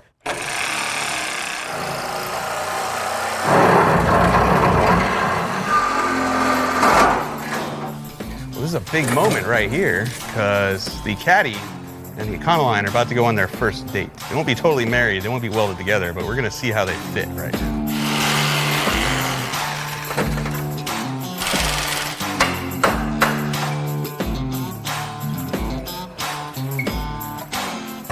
We need to cut out more truck. We leave this, cut this forward. Right. Marry that in there. So we need to cut all that, get the transmission out of it, yada yada. I just looked at it overall. This is brilliant. Right? In every big project like this where we're hacking, there's always like that moment where you get it. Like when we did Stubby Bob and first shortened it and put the motor in the back, you're like, yeah, this is gonna work. It's gonna be good.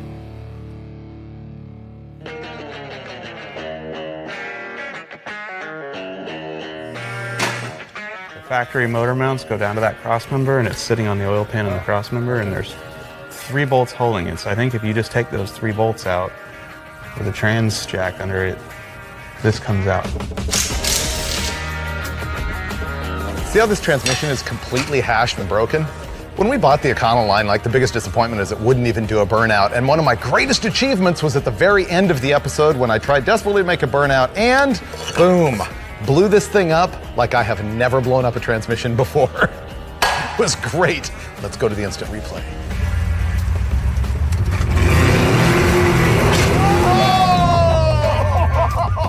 Oh, dude, you broke the back of the transmission off.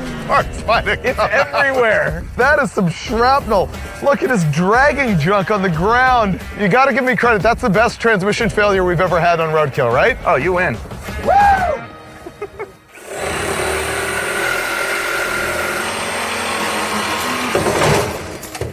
You okay?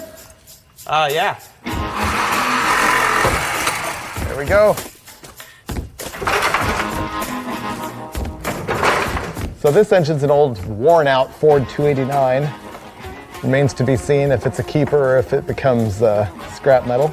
It was only overheated 19 times. Oh yeah. We are making big progress. We got the old engine and trans out, and right now I'm gonna notch this last bit of floor so that we can now slide the Cadillac engine all the way up in here.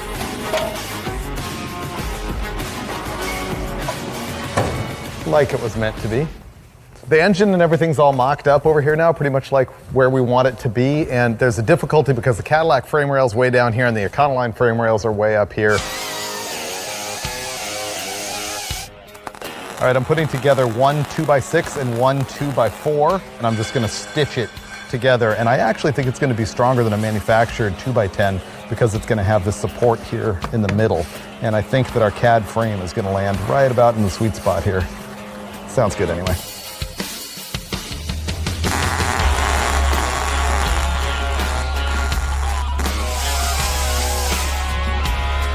Can you stand on the front and tilt it? There we go, a little more girth. Got it. So we're at 17 inches from the cut, right? Yeah. Roughly there. Going in there. Time to marry the Cadillac to the He Hate Me. It's so convenient. Take out your motor and you have like an escape hatch right here.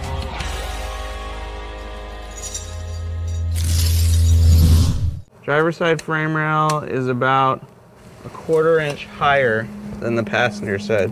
Hold on. For a 1/4 inch up on passenger, how's that? Right there. Yep. The engine is pointing just a little bit nose down, just a hair. I think the Maserati was like that too. Which means it's fine, because the Maserati was flawless. All right, you cool with it? Yeah.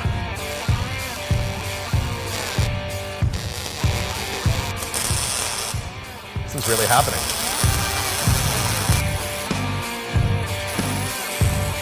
So we got the Cadillac frame welded to the Econoline rusty frame right now, but it's still super flimsy, and so we need to support it with some triangulation from right here, which is like the sturdiest part of this flimsy body, down to here. And in the meantime, we are going to add a coilover shock right here, because remember, I had to cut the torsion bars out of it when we removed it out of the Cadillac, and so it's not sprung right now.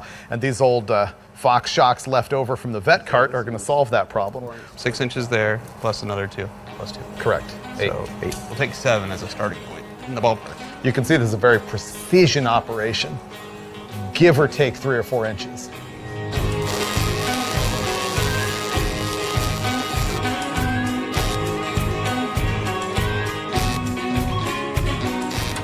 Got one side. Mine needs to go in some more. Handled. Look at this. This is the moment. The truck's either going to be amazing or it's going to bend right in the middle. One or the other. Let's find out anyway. Yeah. Oh, not enough spring at all. We're going to need a little more spring. But it didn't bend. That's all I really care about. Our whole shock cage here is actually a pretty big win. We've got some triangulation into it, both this way and that way. We've got our coil springs on, which need to be a lot heavier because they're too soft. So the next thing we're going to do is rig a bunch more girders from this piece all the way forward to try and tie the thing in and make it not, you know, rip. We need to know how much spring we need to support the weight of the vehicle. So we put it on some scales, and you would think a vehicle this short wouldn't weigh much, but it's 3,033 pounds, dude. We're gonna need some bigger coil springs. Man, this thing looks like it's basically like, you know, almost ready to go, but there's still a whole lot to do. I mean, we gotta get that underbracing done. Wiring, ignition, charge, start, fuel system, exhaust, probably leave that alone for now. We really want to put the bed back on, and when we do that, I don't think these tires are gonna fit. So first, I think what's gonna happen now though is Finnegan's gonna finish up the coil over on this thing because we need to get the right rate on the spring on there, and he ordered some stuff to make that happen. It's always more than you think. These are iBox springs. These have a 600-pound spring rate, and they will fit our coilovers. I still don't know if these will hold up the back of this truck because I'm worried that there's about 2,000 pounds on the rear of this thing, maybe 1,800, somewhere in there. But we're gonna try them anyway because it's all we have. I think you just fix this. I think an inch of preload was not nearly enough. And this is just gonna be perfect and we can keep working. Or not. Or not. It's better though. Yeah, it sits higher so we can at least move it around now.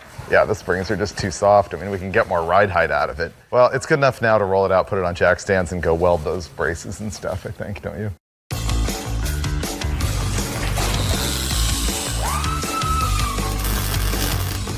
Well, we're nearing the end of the big fab work, I think.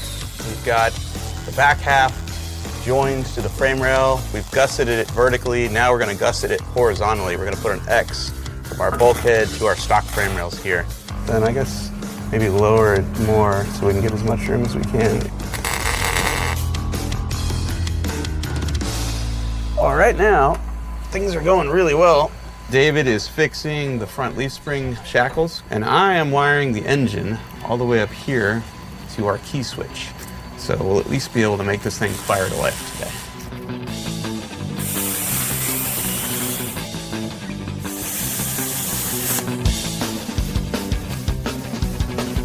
Brace yourself for next level roadkill butchery, which is actually going to make this vehicle even more safe. Check out the spring shackle on the back of the leaf spring on the front end of this thing.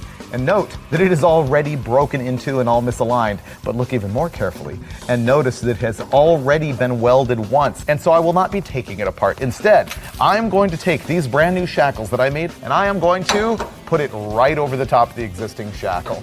And I'm going to weld together the nut and everything. We're getting sprung, round 3. We've taken out our 600-pound coils. Now we have a pair of 800-pound coils from iBox. I want to show you something. The entire weight of the vehicle rests solely on that clip. That clip is what retains the bottom mount for the spring. I'm not going to tell Freiburger that. All right, let's try this again.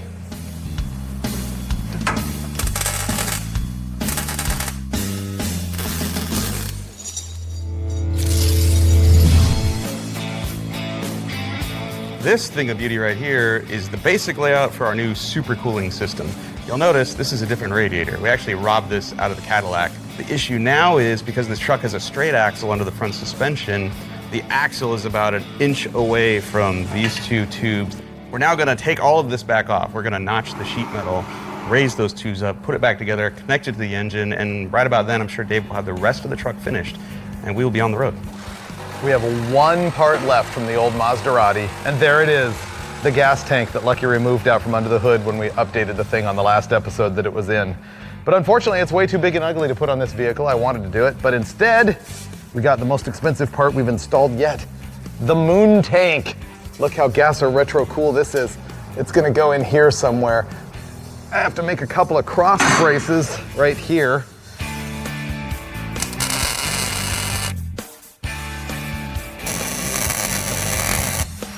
Okay. Yeah, that's cool.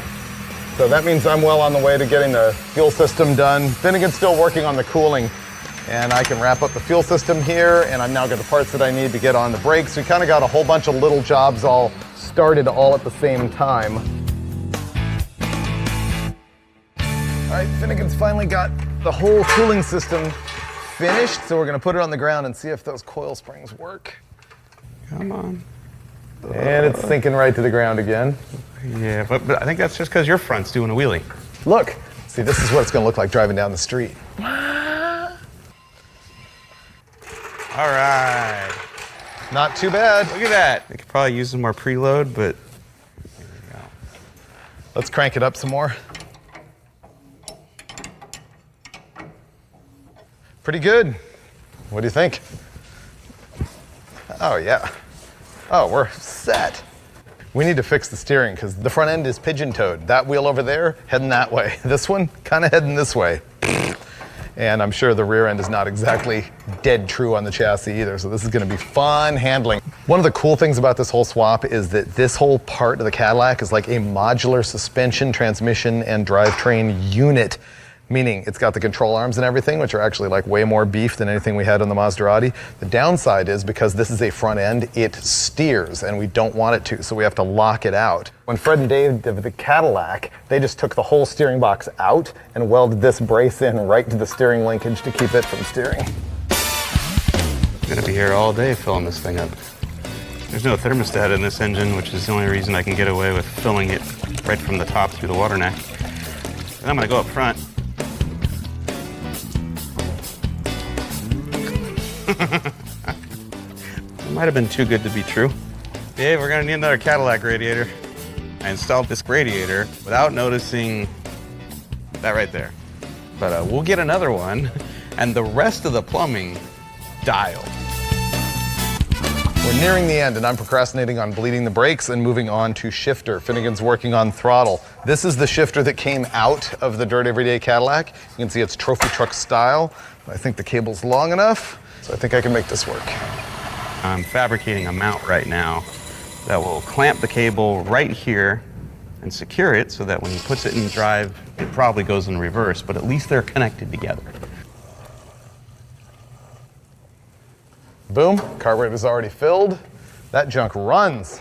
There's not a single fuse in this truck right now, so Okay. you do the honors. It's off the key. Oh, really? I never tested it. High end. Nice. Runs like a Cadillac. Not even that loud.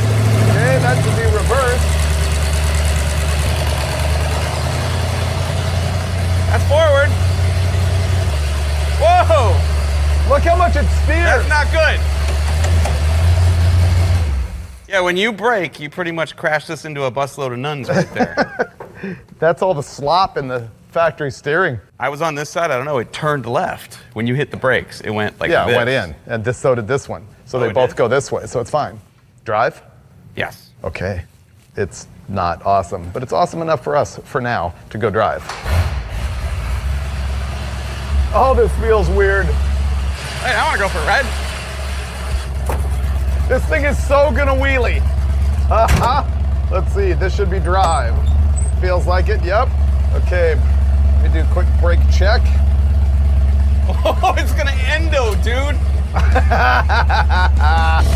Whoa! It's not coming off the ground, I don't think, but No. it feels like it wants to.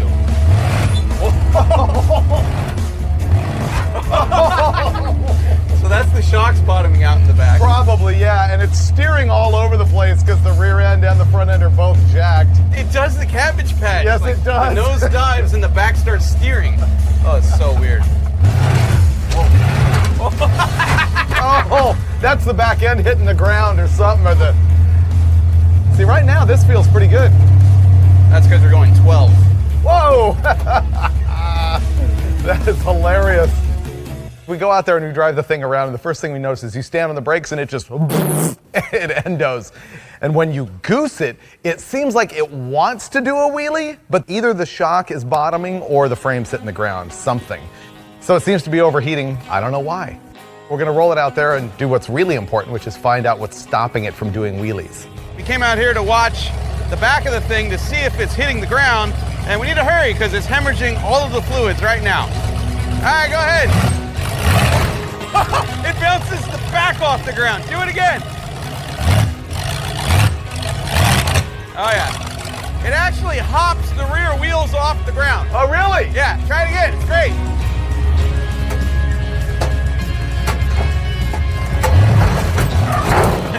Oh, that sounds awful when that happens. Dude, better go back in, it's really hot. Okay.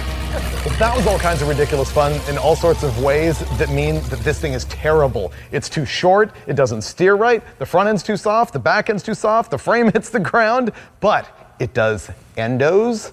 But I think it'll do wheelies if I take out that coil spring and just install this steel rod right there. But you'll have to wait and find out tomorrow, because right now I'm going home before I get arrested.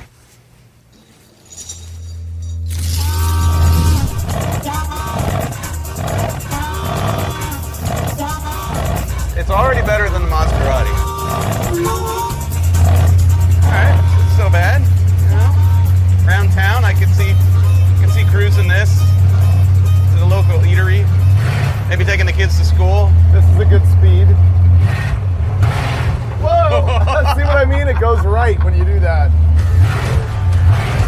Whoa! Let's see if it'll do a burnout. Oh yeah! Nice! It does it! That's good. It'd be useless if it didn't. You like the way it goes this way and that?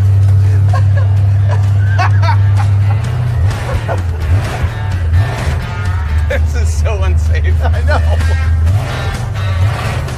It's like having hydraulics. Kinda.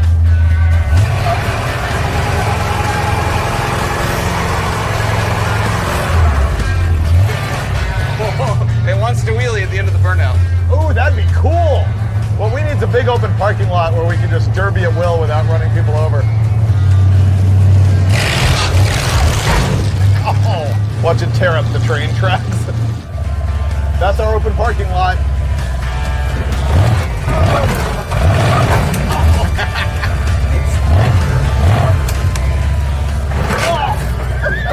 You know what's the most fun part of this thing? Getting out. Because that's painful and ridiculous. This thing handles so bad. I don't know. I think this is the most fun we've had driving anything on Roadkill in a while. I want to watch you do the stoppy thing. And right. I also want to see what the violence is that's like making the rear end slam the ground. That's my right foot. Mwah, mwah, mwah. And then this happened. Just when I thought we were going to be blasting around the parking lot, having all kinds of wheelie and endo fun, I'm like, what is that peeing sound? Turns out when we're driving over here, Finnegan tries to jump these railroad tracks. It smashes the transpan on the ground, busts it wide open, and is puking its guts all over this church parking lot. So he took off with the crew to go get the pan off the Dirt Everyday Cadillac, and then we're gonna have to put it all back together before we can go keep having fun. Oh, that's not good. I just crawled under the car, and the pan that I wanted to rob is actually smashed with a hole in it and is leaking tranny fluid. Whatever the dead guys ran over smashed the exhaust and bashed into the pan, so I'm still removing it, but I'm gonna have to repair it before I go back to the parking lot and install this on the Colorado. The back edge, because it rolls over and is curved, that's a really strong part of the pan. So that's where I'm gonna put this thing. And hopefully that keeps it from getting crushed. All right.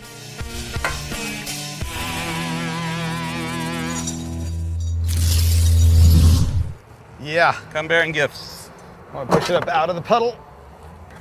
Ooh, nice. It's a big one. It needed two things. It needed a whole lot of welding, and then it needed this for us. Oh, sweet, skid plate. Yeah, I think that, great. I think that might prevent future calamity.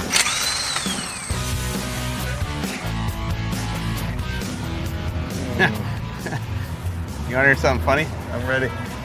The part that we smashed is on the opposite end. So we have no skid plate on the end of our truck that's going to hit the ground. Oh, I see.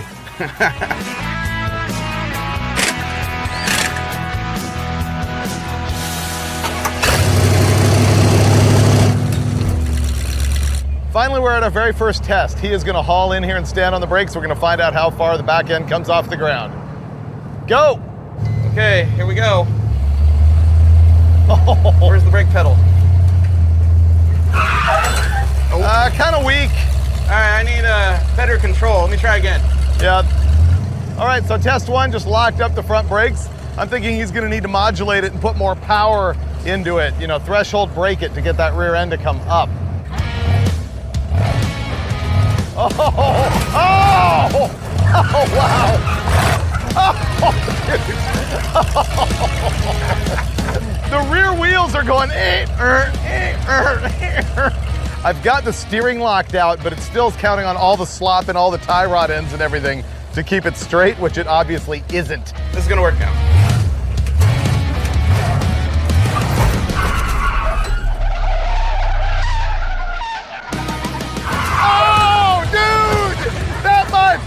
Easy!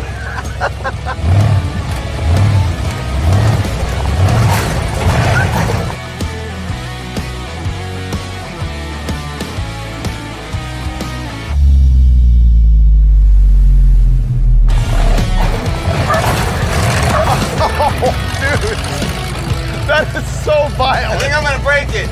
All right, he's determined that he's gonna break it if he keeps doing that, but man, it's ridiculous. Right now, I think we're gonna attempt wheelies. I think we're gonna take the coilovers out because they're way too soft, and we're gonna put these homemade strut bars in there that will lock out the rear suspension. So when you hit the gas, it should just do this gracefully and then fall back to earth with Freiburger at the wheel. We got an ambulance? Roadkill coil spring, solid bar, no suspension travel whatsoever.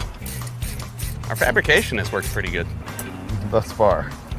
Put her on down. That is stiffer. Yeah, stiffer. That might not hit the ground unless you wheelie. You've waited your whole life for this moment. Don't screw it up. I don't see how I possibly could. Solid rear suspension. I'm gonna see how it affects this thing. Ooh, it already feels way different. Get away from me. Something broke and threw parts.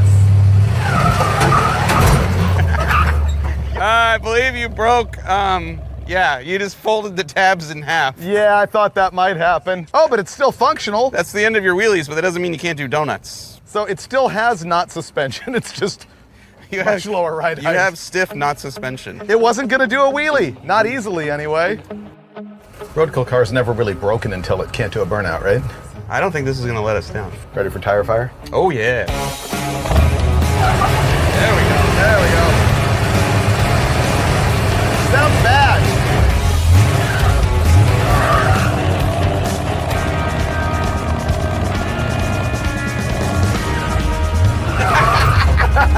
It won't turn. It won't. Look at this, it's like a forklift.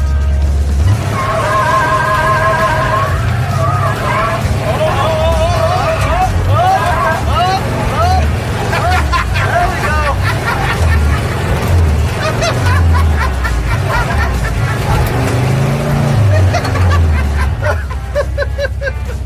Let's go to the flashback footage of last time we were trying to do burnouts of this.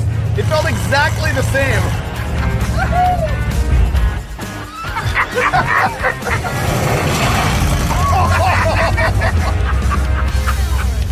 Ready? Do it.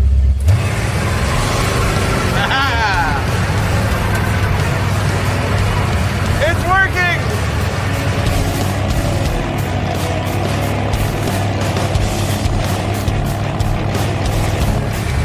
It's finally doing something! Something! Wow, those tires are full of big chunks at me. Yeah. You're gonna make them into slicks. I like it.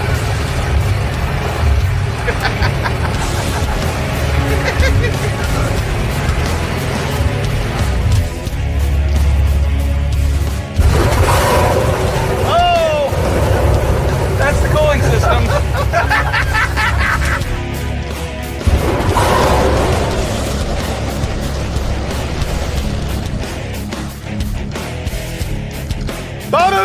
Ba-doom! What broke?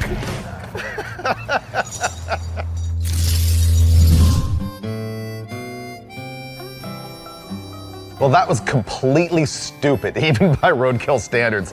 Thing is, Finnegan has now ditched me. He's got this big race going on with the guys at the Hoonigans. They're gonna do this showdown of his Blasphemy 55 Chevy versus their 55 Chevy at the NHRA Winter Nationals, which is in like 4 days. And so he's jamming to get that done. So I'm sitting around going, what am I gonna do with this thing? We gotta show up at Pomona in the thing. And so I'm gonna call in Dulcich to help me out, and we're gonna fix what's wrong, and I'm gonna try and make this thing actually run and drive. I'm just going to give this thing the once over with Freiburger and make it safe and reliable. So cooling, suspension, bed, fix the shocks first, and then I'm thinking about putting the radiator here. Oh, that's a good idea. Allow me. All right, let me know when you're done. Yeah, before we had that problem where the shock was all way back here like this. This time I'm putting a little bit more effort into having to grind 2 separate tabs to make the alignment all work right. This front wheel is a Krager Super Trick that the truck had on it when we got them. We got new ProTrack tires for it. It's a 15 by 3.5 up front, which is cool. Ooh, Steve's about ready to roll in the good tire. Ba-boom! 15 by 10 Krager SS's with brand new N5015 ProTracks. This is going to look great. Plus, they're going to stick way out. Way. Which I like. This is back to the original look of the He Hate Me, which is now called the Econorati, I guess, or Econorado. At this point, the shock is fully topped out, and so the bummer with that is we've got no extension travel at all now. So this is not the way these things are supposed to be used, but they're the way Roadkill's going to use them. We got away with it more with the taller tires, but these are so much better. Yeah. So I'm going to call the rear suspension portion of our repair fixed. So Dulcich and I share an opinion, which is that this radiator in the front of this thing is stupid. Well, it just ruins the aesthetics of the beautiful Econoline grill. Now, it's not going to clear that bar. Nope.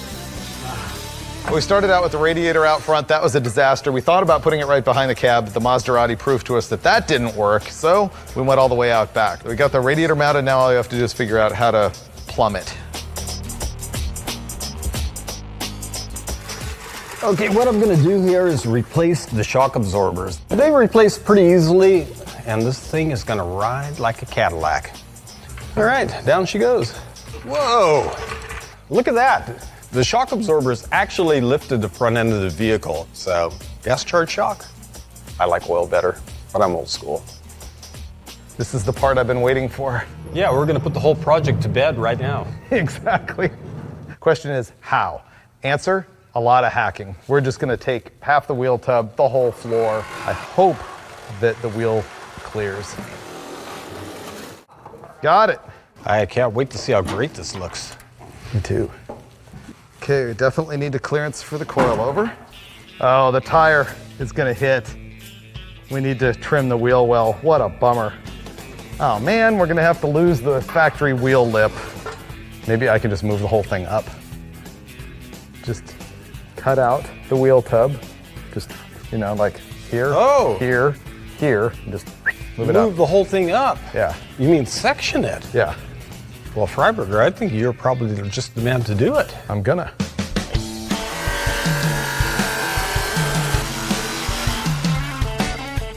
There's our wheel tub section.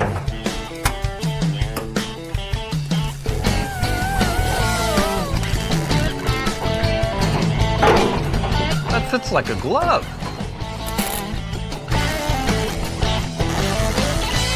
You want to have a look? Drop it. Did you notice that aesthetic, Dulcich? You know, the thing that caught my eye is how that is the same length as a cab. See? Yeah, nicely done, Freiburger. I think we put water in it and a fan and drive it out of here, though. Yeah.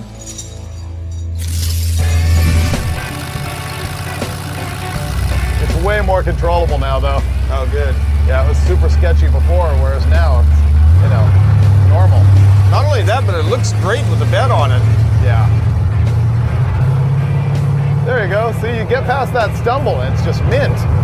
Drives good. Wait. We're pulling in. Only 2 long city blocks, but I'm still feeling pretty good about it because we just ran out of gas, no big deal. I can already tell that we've made some significant improvements to the Econoline, and the front shocks make all the difference in the world about being able to drive the thing. I feel chicks are gonna dig the Colorado. It's how cute it is. Woohoo! There we go! Yeah! Driving in a straight line. Next stop? Pomona! Yeah. Where Finnegan is gonna be a superhero and we're gonna be the guys driving this. Either he'll be a superhero or he'll lose his beard in the drag race. Yeah, that could happen.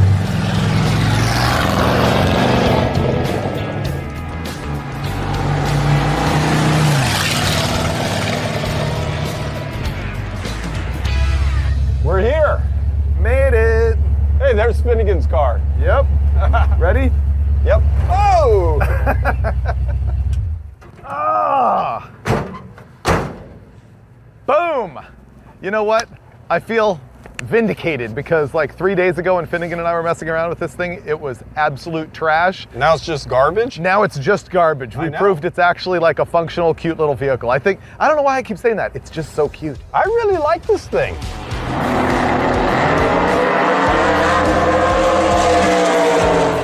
While Dulcich and I were finishing off the Econorado, Finnegan has been out getting the Blasphemy ready to race and having a ton of problems. He's got a brand new all-aluminum blown Chrysler Hemi in his 55 Chevy Gasser called the Blasphemy, but unfortunately it's getting oil in the water and he hasn't been able to figure it out. And it's so bad that he is about to race with no water in the block at all. But he has no choice. See, the reason he's here is that John Chase from the Hoonigans called him out on social media, and they're going to do a best 2 out of 3 race. The 55 Gasser Blasphemy versus the Hoonigans 55 Gasser called Try 5 by Fire. And it's happening right here at the NHRA Winter Nationals in Pomona. The winner is going to get all kinds of internet glory, and the loser has to shave his beard. This is just a test pass. He's had so much trouble, he's got no water in the block at all. I know, he doesn't need water. He's Mike Finnegan. There you go.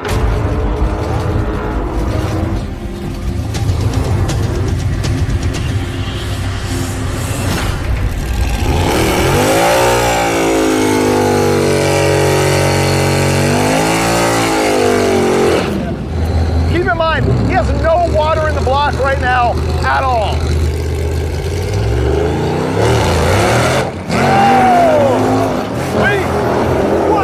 That looked amazing. Wow. And he pulled the chute.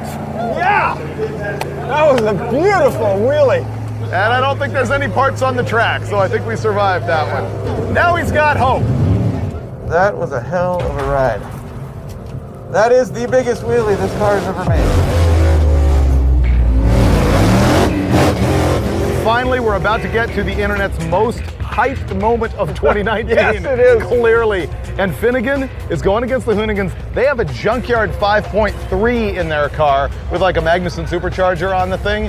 And Finnegan is going to curb stomp them. Oh, he's definitely in for the win. Right? Hi. Hey. How you doing? Oh, dude, it's either going to go really well or not really well. Let me welcome you to your office. NHRA Pro Stock is running, and next up is Finnegan and Hoonigan. Well, this is shaping up to be that classic Hemi versus LS Gasser battle, right?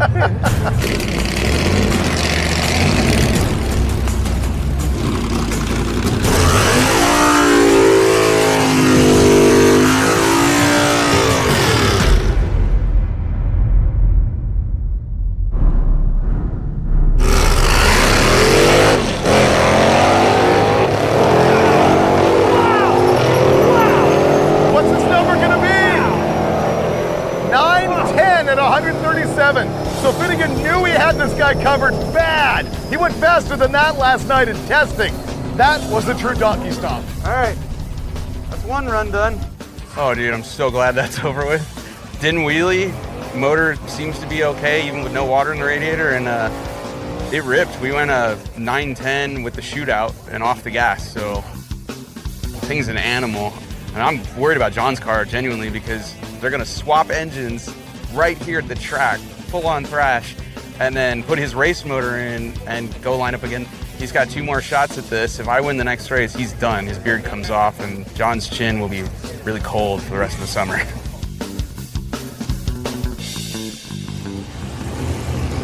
This is it. They're calling us up to lanes. Finnegan's feeling kind of pressured right now.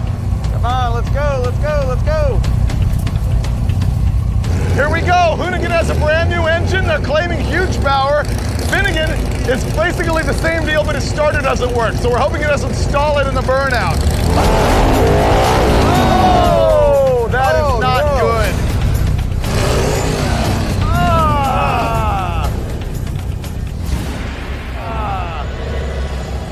Oh man, that is very ungood.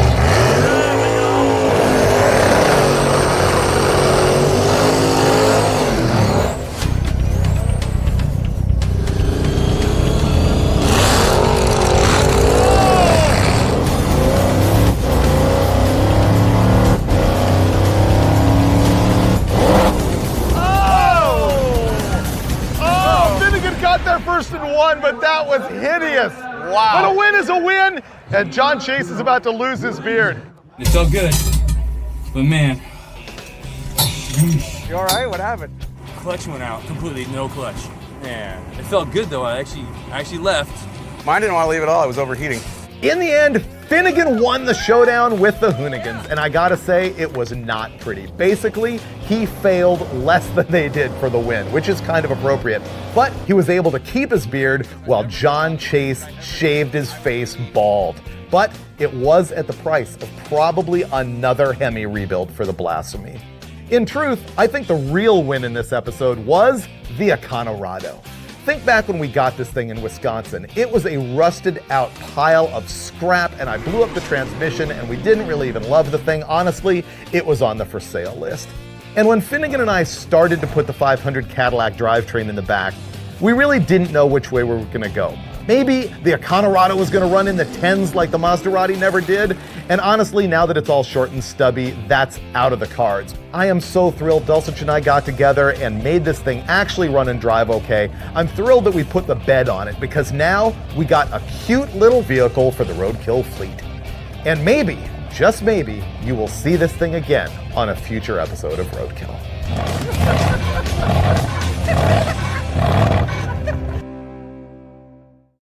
Hey, one more thing. A lot of people have been asking me on social media, what's happening with Junkyard Gold with Steve Mignante? Answer is, it's coming back. It is becoming Roadkill's Junkyard Gold, and we're gonna send him on a mission to find the cars that Finn and I will rescue in upcoming episodes. No numbers matching air in the tires, Steve-O. Oh, none of that, none of that. We hit a lot of junkyards, we see a lot of great cars get crushed before their time. We're gonna try and find some sweethearts, give them to you guys, have you bring them back to life or death, whichever happens, and then show it to you. So that's it, it's official. Junkyard Gold is coming back as Roadkill's Junkyard Gold on Motor Trend.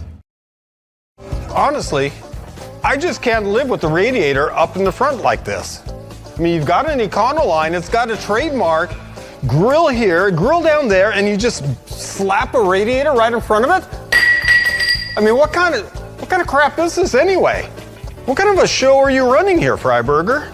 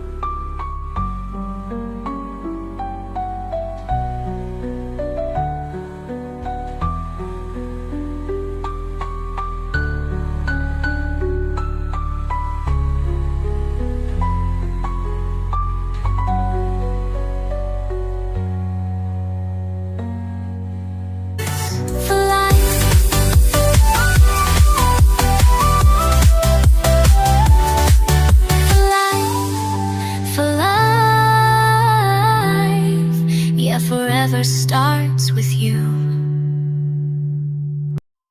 This time on Roadkill, Drag Week! Mike Finnegan is named the Blasphemy 1955 Chevy. Yes!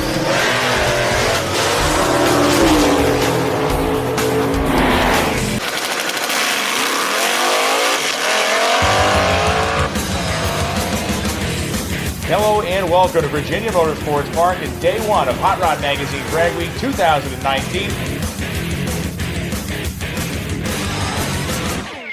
Welcome to the broadcast booth. My name is Brian Lones. I'm joined by David Freiburger, and we are here to bring you the action all week long. And David, you're the guy that kind of invented this thing back in 2005. It is a wild event. You know, this is basically Roadkill personified, which is something I was not doing back in 2005 when we invented this. It is the ultimate road trip. 5 drag strips in 5 days. You got to race every day and drive your race car from track to track. Mike Finnegan, my co-host on Roadkill, is actually out here for his second attempt at Hot Rod Drag Week. Right now we are standing in the registration line of Hot Rod Drag Week 2019, my favorite event of the year and the whole reason Blasphemy exists. I'm very excited. It's my first time here. I don't know like the finer points, but I know a lot of driving and a lot of racing, and I like both those things. Yes, this whole event is here to prove who's got a truly fast street car. Every day, we're gonna make at least one hit at a drag strip. We're gonna turn in that time slip, and then we're gonna hit the road, and we're gonna get a map. We have to follow that map down to the 10th of a mile. We have to hit every checkpoint, photograph our car to prove we were there, get to the next drag strip, do it all over again. We're gonna go to 4 drag strips in 5 days, turn in 5 time slips. They're gonna add them up, average them out. Lowest average wins in our class and gets, I don't even know what, I've never won. It doesn't matter. We need to get our car to pass tech inspection, and then tomorrow we start racing and road trip.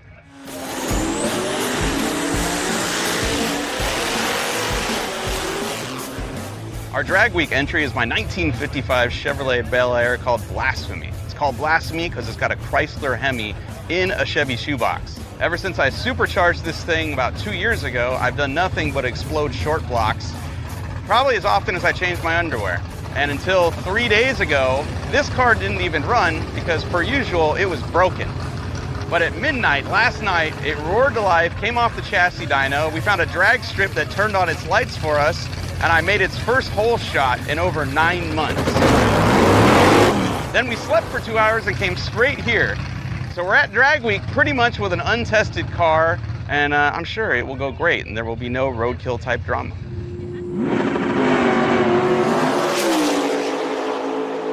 We just made it through registration and tech inspection with flying colors, and now the track is open for another hour. We're gonna go make a test hit, and this is the first goal of the week. Will it go A to B down the quarter mile without kicking the rods out? Let's do it. I'm ready. I'm ready. All right.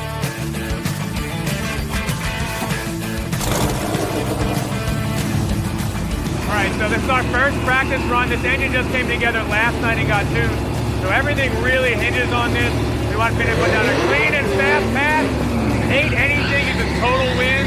We'll be stoked on it. And obviously, got to hold together.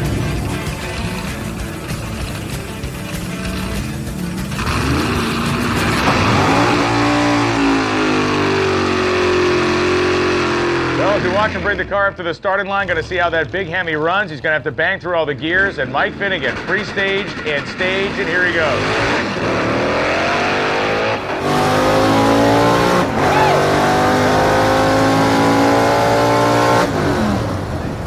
Nice! That's a good one. That's a good start. 875 at 159 miles an hour. That is perfect. Woohoo! Yeah, baby! It runs, I don't see smoke, we're good. Killer first run, looks like the launch control is working. That was a smooth, straight run. I'm feeling really good about this now. Yes, we are back. A to B, right down Broadway. Yes! Hell yeah. It's back. Dude, it runs. That looked sick. Dude, two-step, awesome. Works. Yeah. Oh, it felt really safe right until the point at like 159 when the driver's side window tried to fly out of the car. This thing was like business. Gone. I think I short shifted first too. We got more there. Nice. Well, you can't go faster than 850, right? Nope. Yeah, so. I mean, we can, we just can't turn in that time slip. So far, so good. It ripped off the alternator belt, so we're gonna figure that out. give the motor a good once over, make sure he's got a good bill of health, and then, you know, basically get some sleep and get ready for a super long, intense week.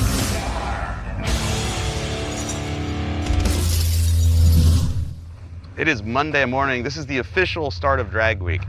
It's about 6:30 in the morning. We're about an hour and a half away from the driver's meeting. Immediately after the driver's meeting, Square Force 1, our tow rig, that gets locked up in an impound yard, and we don't have access to it till we make it back here Friday, make our last pass, and turn in our time slip. At that point, drag week is over. It's just Tony and I on the road with this little trailer and everything inside of it. The video crew cannot help us. Only other racers can help us. Think light, Tony. Trying. Maybe skip breakfast? I'm trying. Yeah, we might need all this stuff. That's the problem. Yeah.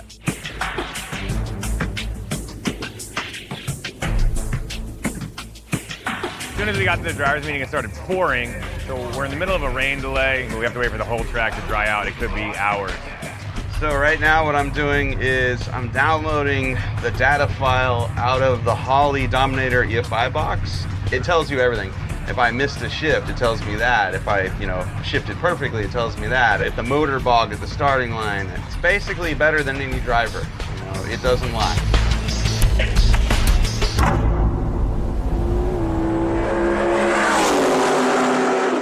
On the first run yesterday, his alternator was giving us problems. It tore the belt right off that thing and left it at the starting line, so we went down the track with no charging system. The alternator is actually bad, so we bought a regular Chevy truck LS, swapped the pulleys, and we're sticking it in. Okay. Well, I have no idea what time it is, but it's not raining anymore, and we no longer have a broken alternator. We're waiting in line. We're only going to get one pass today because it rained, and because there's almost 400 cars here. They said everyone gets one shot at this, and then they close the track and we hit the road. We won't know what route we're taking until we make this pass and turn in our time slip, and that first time slip establishes our average for drag week. The guy that won last year, Jared Scott, he's got the Metal Flake Ranchero. He ran a 9:22, so he's left the door open for us. If we can drop an 8-second pass, we can leave here in first place today, which would be sick.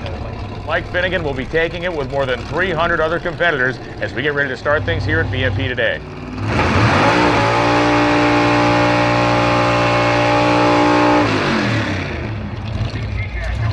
All right, girl, let's do this.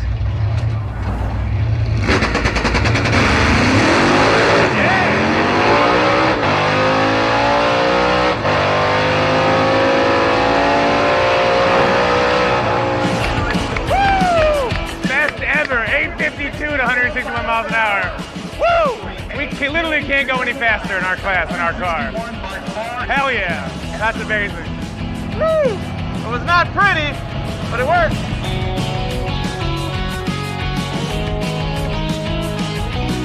What? Oh my God, dude, I was so pumped. I don't think I've ever been that pumped watching somebody else drive before. I was like, yes! That was amazing. I swear to God, I thought I was gonna crash the car, and I thought it was an 8, but it wasn't a good 8. It was the best 8 I've ever run in my life. 8:52 at 161. We just crushed the class record in A-gas at drag week right now by a lot, like 4/10. And now I have to turn this in right now. If I lose this between here and the tower, we're disqualified. So this is like gold right now. I turn this in, we get the route map, and Tony and I drive on out of here and find a parts store because the alternator belt flew off again. There you go, you know the rules. We'll see you tomorrow. Let's go find Freiburger. He needs a sweaty man hug. Mike Finnegan, ladies and gentlemen. Amazing, dude. This is all your fault. That was hardcore. That was 161 miles an hour was the whole thing was impressive, but a $161, almost 162 is legit. The deal with drag week is the only people that can help you get places if you're stuck are other racers. Emily's here, taking me out to the auto parts store. We need a belt again. It's probably gonna happen a million times. Let's do it. Go get parts. Later.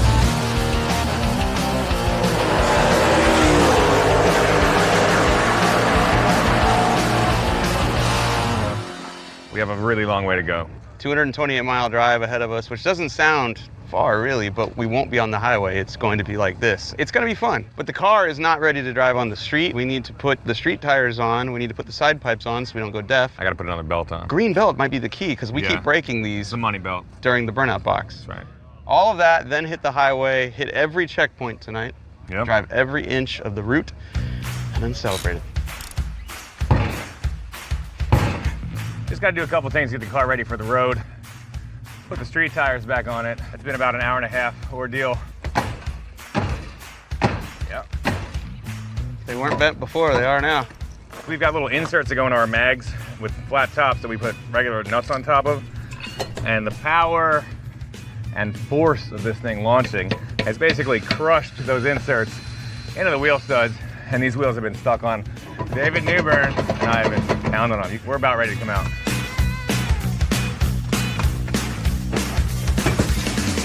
I think these tires are gonna rub. I know. Not good. Sitting on the tires. You on the tire there? Yeah. We can preload that thing, I guess. Yeah, we're gonna have to.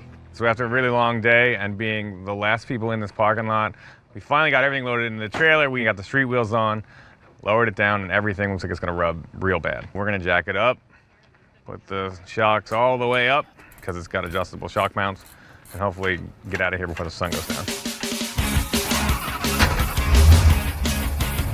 You put an alternator belt on? Yeah. Got no charging system.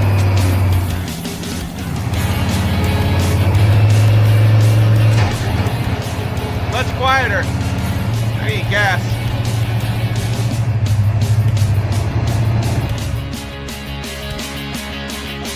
We've gone approximately 1 mile out of 228. I've put the 5th belt on this thing today. This one's extra short and super tight, so hopefully it works because we have a really far way to go. Can you turn on the battery for me? All right, see what it does. I didn't hear the fuel pump running. Uh-oh. What's up? We got no tune. What happened? Wow, it stopped sinking. This is not good.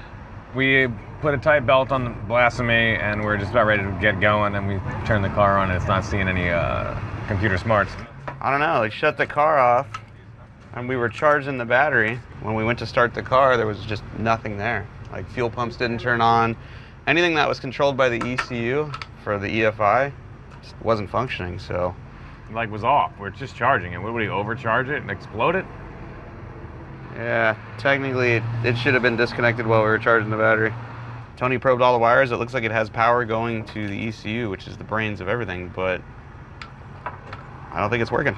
Yeah, we might have blown the power circuit inside by not disconnecting it. Oh, I got another one. Oh, we got another one. Why don't you say that? You should lead with that. I have another ECU. This one might be dead. Well, I didn't think this one was dead until right now, and then I went, well, I have another one. It is in spare parts, probably all at the bottom. Oh, wait, there it is. Put that one out. This? Yep. Oh, wow. We'll just sit it here and plug it in. You know where these go, right? Yeah, luckily they only go into one place. Thank God. Thank you. Thank you, Mr. Hawley. Let's fire it up. Charging. Whew. That was crazy. We got this giant booster pack for jump starting cars, and we put it on the battery to charge it, and it smoked our ECU. So, valuable lesson learned there. We're not going to do that ever again because I had a spare ECU with me. I don't have another one. Wow. All right, let's do it. Newburn's pulling out. I'm going to follow him, I think. Follow him. You're not making it. Stop! Stop! Back up, dude. I can't even see it. Back up. I'm sorry. Right. We're fine. We're fine. All right. Hold it. Jackknife in the trailer. All right, I go now, right? Yeah.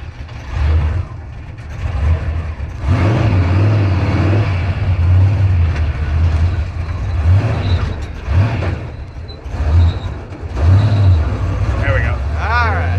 All right. All right. And just bang it, right? Yep. There you go. Oh, wow, it's got some pep. Yeah. Sorry about that. I literally couldn't see. It's all good. You did great for never having driven it, dude. Don't sweat it. Thank you. All right, we got a charging system. Yeah, we do. We got headlights. Yeah, they look good. We should stop every 100 miles. Yeah. All right, you're rolling in 13 to 1 air fuel. which is what it's supposed to be doing. That's close. Pretty happy. Yeah, it sounds great. Yeah.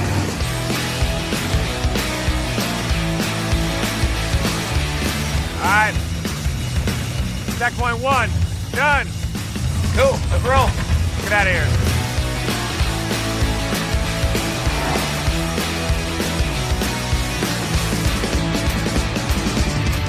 Checkpoint number 2, done. Yeah, we did it, both checkpoints. How you guys feeling? Tired, man.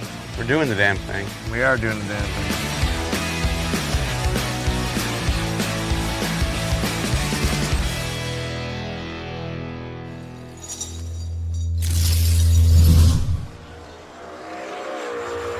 Woo! Day 2 of drag week, Tuesday. Feels like Is day it 1. Tuesday? Yeah, it's the same day when we got here. 4:30 in the morning. Yesterday was epic. We ran an 8:52. Clean and straight. It was sick. Yeah. Best the car's ever run. We crushed the class record by 0.4 of a second. We need to make one good lick here and then hit the road and try not to repeat yesterday of being out on the road all night. Let's do it.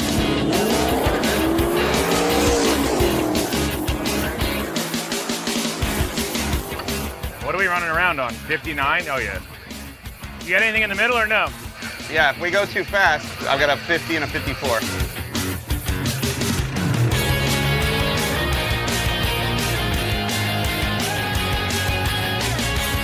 We got a car that needs a parachute now. I know. All right, so run through the list. Filled up the 85, change the pump valve, pump connector to race, exhaust is on. You put the tune in the computer, wheels are on. Didn't adjust the shifter, we're good. And then I'm gonna lube up that gas pedal in the back a little bit. That's it, we're all good. I'm gonna get dressed. We're all set. Let's do this. All right, let's do it. As quick as 8:52 yesterday. There's about an hour left for us to make a run. We have to turn in a time slip slower than 8:50. We don't have the roll cage or the safety equipment to go faster than that. So if we go out here and run an 8:49 right now, it doesn't count. I can't turn in that time slip for my average at drag week. We'll have to hurry up and come back here and try to slow the car down. I've never had to slow a car down before. Wish me luck. It's just weird.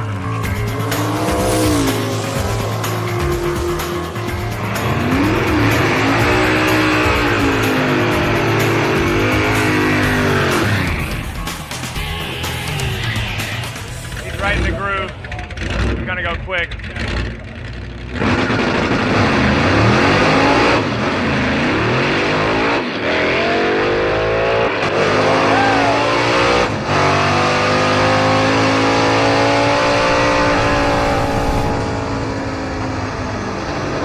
That'll work. That'll work. That'll work. We'll take that. We'll take that. Woo! Trunk lid. Lost his trunk. Came off? Yeah, it flew up in the air. Lost the trunk lid, it sounds like. That's gonna be a problem. Still good, keeps us at the top of the class. Problem with the trunk lid coming off. I put that on, so we'll see how that goes. That was a fast pass. That might have been too fast. Woo! Gotta hurry. Wow, back window and the trunk lid fell off. We didn't go too fast. We ran an 875 at 155.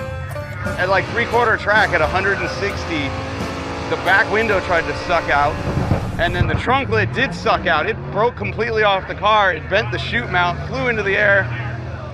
I don't care, dude. We ran an 875 at a $155. I'm turning this in. We will make it to day 3.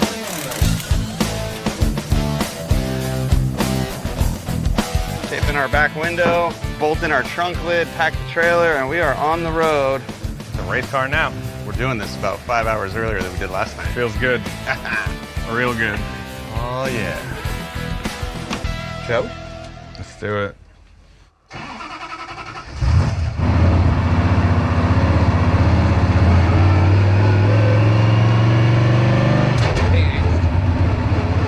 New clutch switch works great. Yeah. 14 volts. Alternator's working too. Nice. So, that's the route. That's my shop. It's like 10 minutes. We're in first place, dog. I know. Yeah, those dudes are awesome. Yeah. They just hustle. Nice guys, too. Yeah, they're great.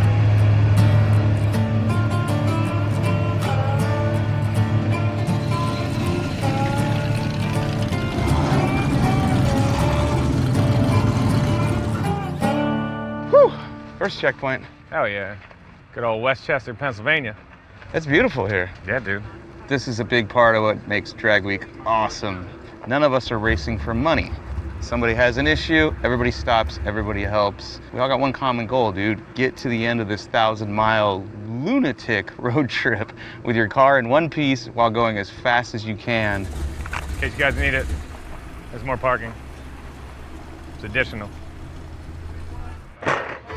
How much further we gotta go? So my shop isn't far. We're just gonna break off. It'll be like 20 minutes. We'll fix the car, get back on the route.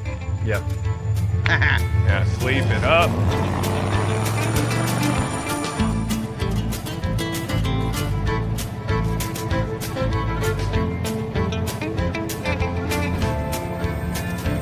We had a bunch of stuff to do to Blasphemy, and I realized like my shop's 15 minutes out of the way, so we came here. I've got a little shop outside of Pottstown, Pennsylvania, because apparently that is not cheating. We're gonna knock this stuff out, get back on the road to ACTO later. Yay! Yeah, this is it. So it was a World War II machine shop.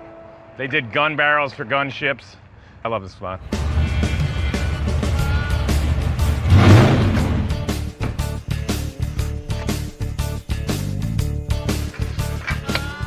Woo, that's hot.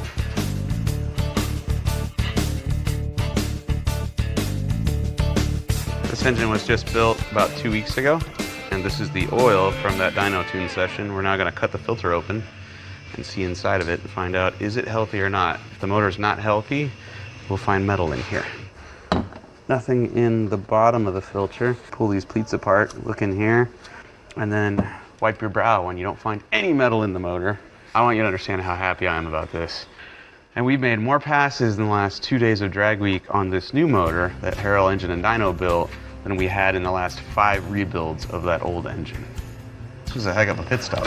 You're able to do a little bit more here than on the side of the road. I think Newburn's got a door that works. Emily's trailer's not gonna fall off. The car's back together, and we were about to leave Tony and Colin's shop. Colin fabricated this new bracket that's gonna hold the top edge of the window in. Solid, man. So throw the trunk lid back on, hit the road, and with any luck, we'll get to the hotel about 2 a.m. in the morning.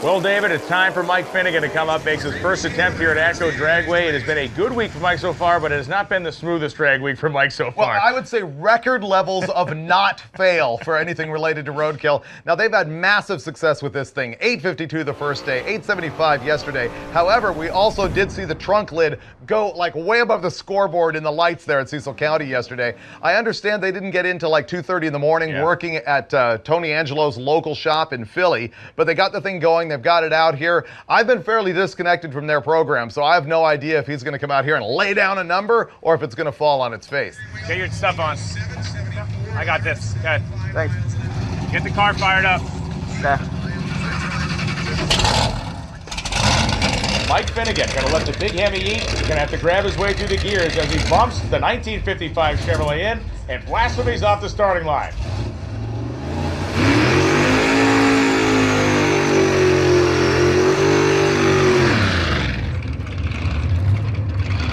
All right, we're getting ready to run our first one. We just made it. I think we're the last guy in the group.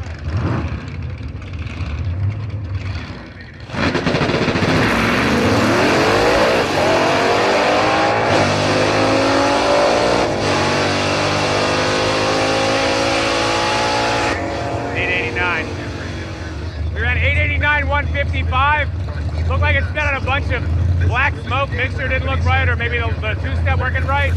Okay, 889, 155 miles an hour. While solid, while I would have been like jumping for joy a couple days ago, but when they had never gotten this thing running again, that is off the pace. So I'm hoping the Hemi is not hurt. Was you 889 at 155? Yeah, we got that out of the way. It's slowed down a lot. Look, I'm telling you, I can see right at the line. It's a bunch of black smoke. Either the mixture's off or the two-step didn't work. See that in the air? See it? I thought I short shifted yesterday, so I rode it out further today. That's me hitting the rev limiter. And it's puking it? Yeah. Yeah, we probably need to go again. It's fine. We'll turn the wick up. We lost 800s on the 60 foot. I want to get that back. Yeah. So all that's going to be is 100 more RPM at the hit and me not bumping the rev limiter at the top of first gear. And we'll get it all back. It'll be another 75. We'll be 75, 7, 6 something will be great. So here's where the chess war begins. We've only slept 7 hours in 2 days. We're dying to hit the road and go to our hotel, but we really need to extend our lead over Jared Scott, who's in second place and currently running faster passes than we're running. We're actually slowing down because drag week is a game of averages, right? His average is like 895, ours is 860. Yeah, and he ran a 9.6 this morning and had to do a second run. And they said he's never done a second run. So, and he had to run again because we got him scrambling, so it's good. Every time we slow down, our average gets worse. We need to speed up. We need to knock that average as low as we can, force Jared to keep making passes and make a mistake until we win this thing.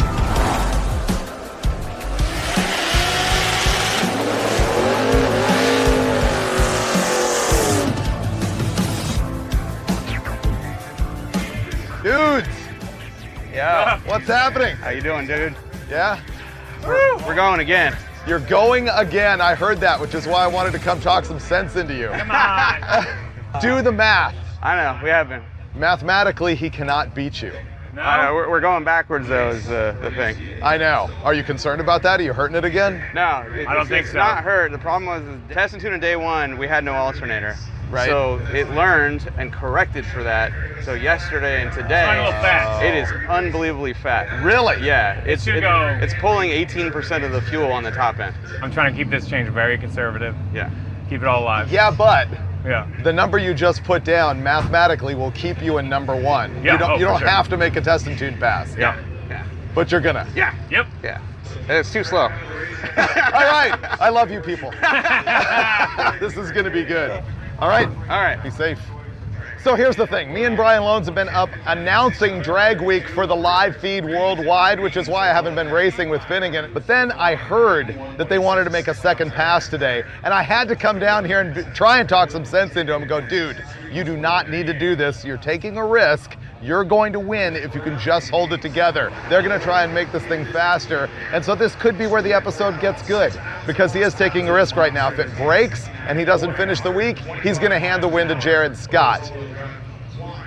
He's not doing the smart thing, but he's doing the right thing.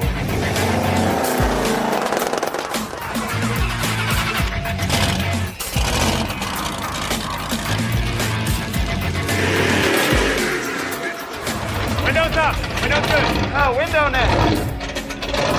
All right.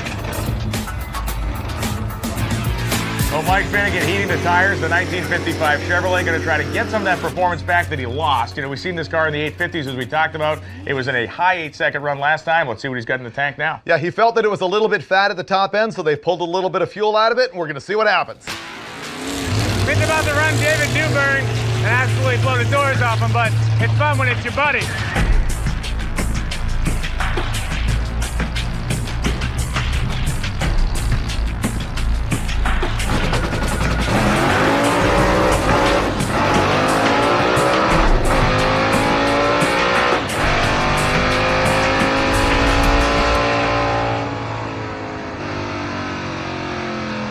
That's not gonna help us. 901's not gonna help us. I saw him come up the limiter in second gear, back off it. I don't know if it's building too much or it's not hooking right, but he definitely wasted some time out there. That was much better. I don't know what it was, but it was decent. The 155 mile an hour number tells me that the engine is repeatable and that they didn't hurt it too bad with the tune-up. I think this thing is healthy, and he's going to make it to the next track. How you feeling? I feel good, actually. I was like, what? Ah! I heard went it in. come out and run in neutral. I'm guessing that after all the driving, Sounds good. Sounds good. it still went $155 missing second. Yeah. It wheelied, Yeah. and once I got past the missed shift, it pulled so freaking hard. Okay. That like in the car, I was like, I know I missed it. I bet it was still an 8. Yeah, it was fast. You want to do another one or you want to just go? It's up to you. Okay. Let's hit the road and Let's hit the actually road. sleep tonight. Yeah, let's sleep.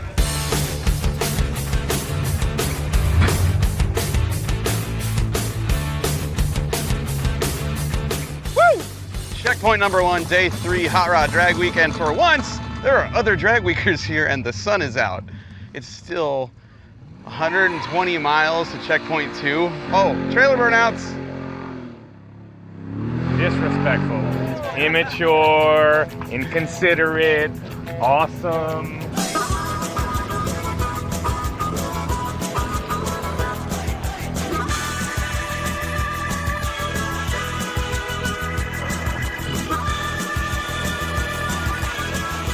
Just like night number 1 when we pulled into the gas station and had an oh my God moment because the computer in the car died, we just had another one.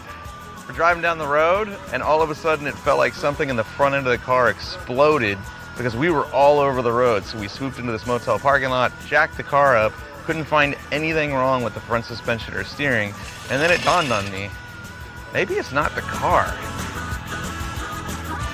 Look at this. There's a cliff right here in the middle of the highway, in the lane. So you pretty much drop a wheel into it and ride the berm down this whole road. Well, Tony was straddling the berm and fell into it, and it shot him off into this parking lot, so we stopped to make sure the car was okay.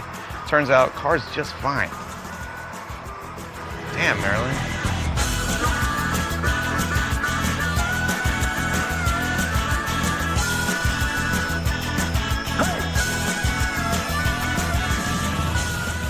Checkpoint. Last one, dude. Sweet. 30 miles to go. Woo! Almost there. Ready? Yes. Let's go. Very ready. 30 more miles. All right, y'all. See you, fellas. See you guys. Thank you.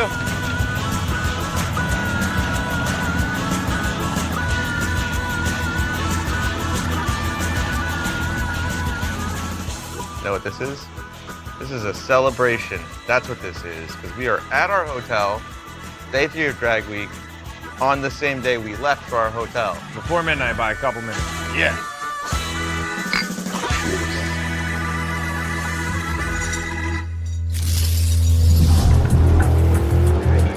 Day 4 of Drag Week. We have made it.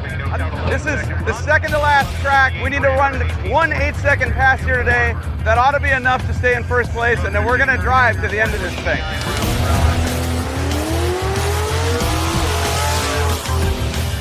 All right, do your thing. Yeah, man. Nice and smooth. Yes, sir. Car's gonna do everything you need. All right, window net, window, and we're good.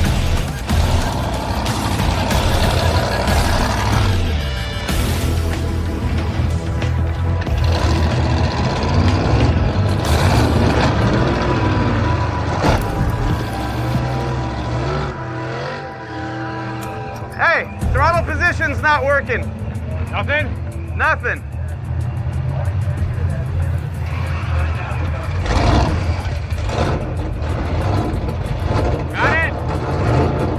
Now we got it.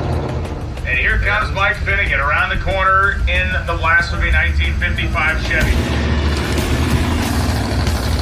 All right.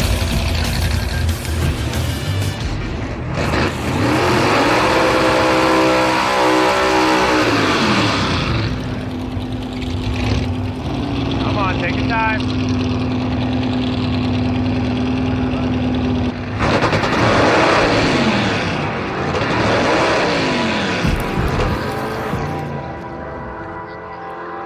Our Roadkill camera crew out there running around trying to figure out what just went wrong. That is not good news for that crew. They're going to have to struggle to fix that thing fast. I have no idea. He was complaining about the TPS not working, but I unplugged it and plugged it back in. Computer's reading it. We could just be out of range. I'm going to reset it. Okay.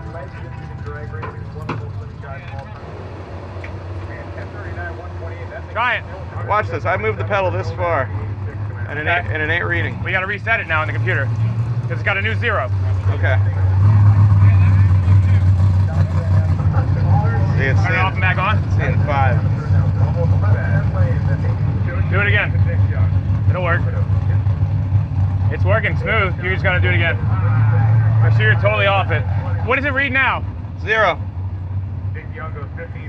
That'll do it, man. Yeah, let's try it. We weren't getting full throttle yesterday and we didn't know it, so we just fixed the throttle position sensor. We're gonna go back up there and hope the train's still in one piece.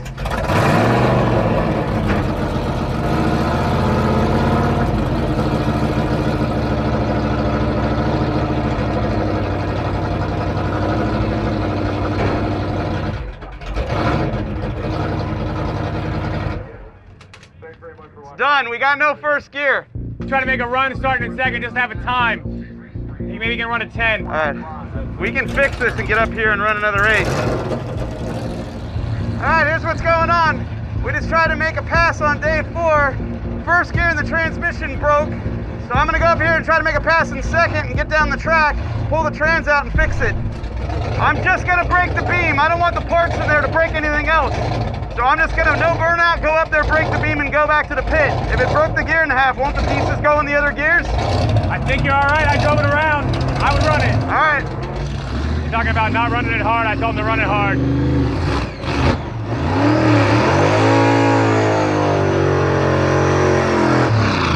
He's worried about the other pieces of gear hitting stuff. I'm like, we got to take it apart anyway, man. Run it hard. What can happen in second gear, right? He can kill the clutch. He can kill the clutch, or if he hooks the tire in second gear with a big RPM launch, that thing could try to stand up and flip over backwards, basically.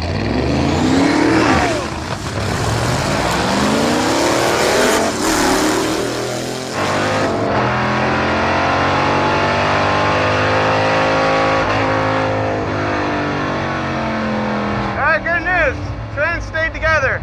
Bad news is we don't have first gear, so we're gonna go back to the pit and try to fix that right now and go back up there. Mike just ran a 10-1 using second gear. So even if we have to lead with that time, with our lead we've got now, we'd be trailing second place by 4/10. It's not the end of the world. Control here, and Lonnie Grimm tells us 40 minutes of runtime left in session 1. 40 minutes of runtime left in session 1. It's Bobby Little and Zach Walker, the two cats. That'll work, that'll work. All right, look at me. We gotta really focus. Okay, and don't lose that slip. Yeah, I'm gonna put it in my luggage.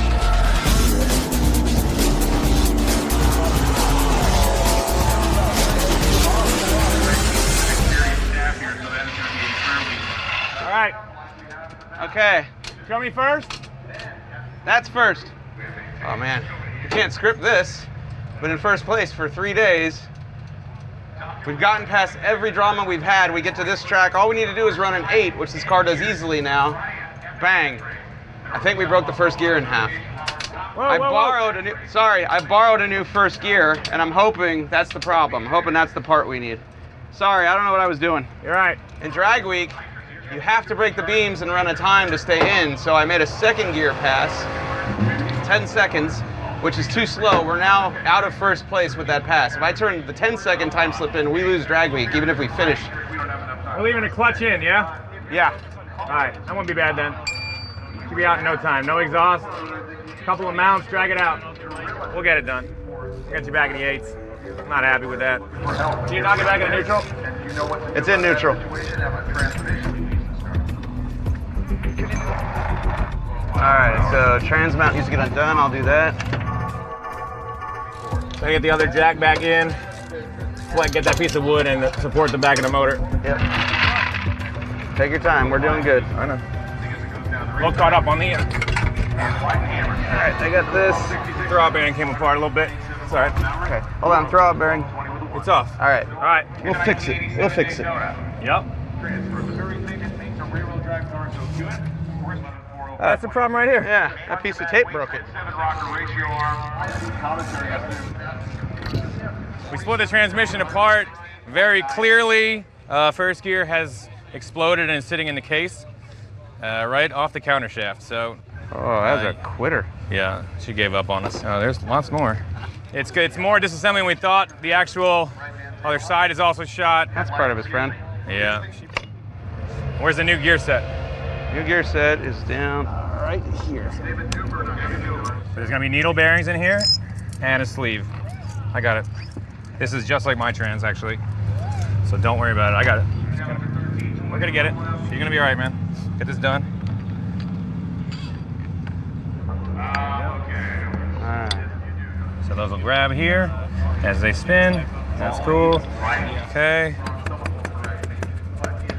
Does anybody know what time it is? 12. We're getting close. We're getting close. I'm gonna lower it in. These are the shift forks. They gotta lay in these selectors. All right. All right, hold on. This is twisted. Hold on. Lift it up. Lift it up. Okay. Nope. There we go. Oh, hold on. Back up. Let us Hold on. I'm holding with my pinkies, dude. Let us help, dude. All right. Yes. Here's what needs to happen. You grab here and here. And I'll do these. And you do everything else. Yeah. I got this. Yep. You got that. All right, everybody take their time. I'm sliding this one. Let your end down first, just a little bit. Let me get it positioned. Okay, that one's positioned. That one's positioned. Get the top here. There you go.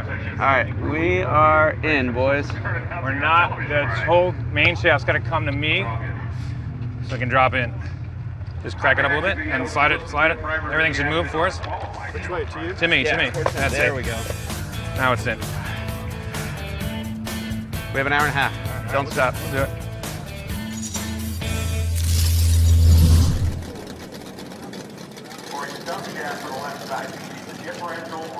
Before I let this sit, let's dump fluid on this bearing because it's dry under here, okay? Now lift it up. Oh, out? Yeah, so I can put lube behind it. That's all I'm doing now. All right, cool.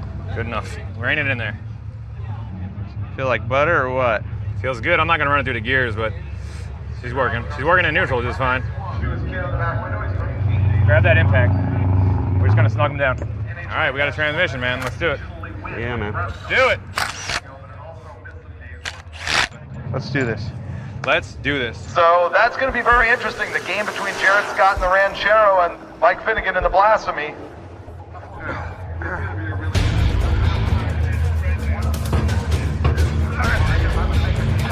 All right, hold on. It's going to take two of us. I got to get the bearing lined up.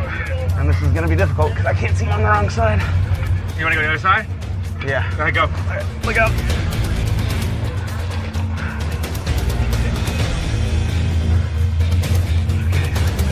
Here, go wherever you gotta go. Okay, go up. Yep. All right, hold on. Stop right there. I gotta get the bearing on. Okay, go a little bit forward.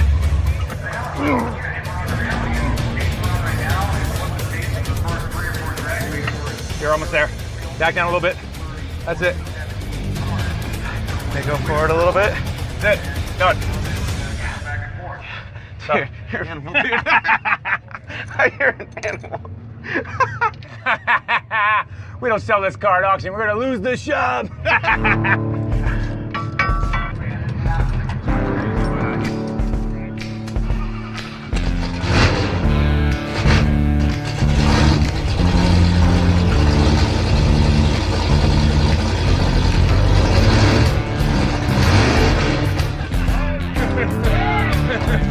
All right, we got 5 forward gears.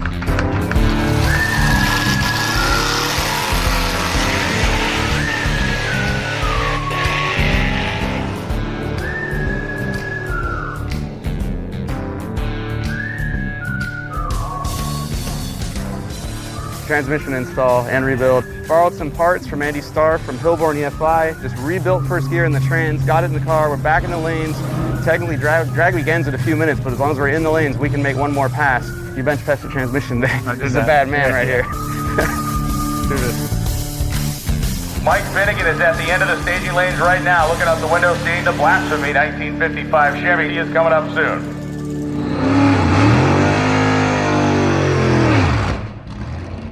Here we go. Put that thing on.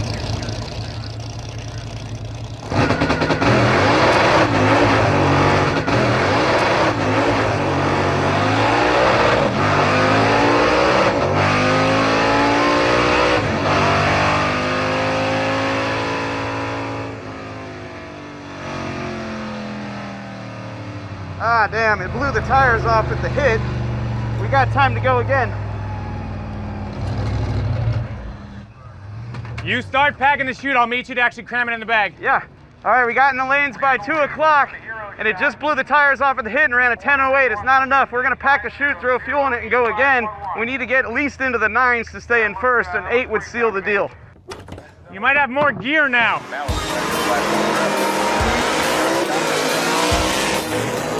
You're full of fuel, everything is good. All right, cool. Let's get out there and make an appearance.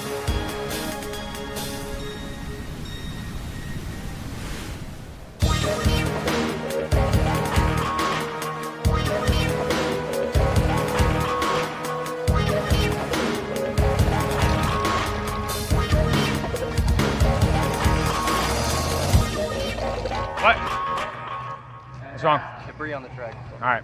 It's gonna be a sec. We got a piece of debris down there, so we don't want to sit you down. Thank you. There's something in the lane. All right, well, let me push you back so you're ready.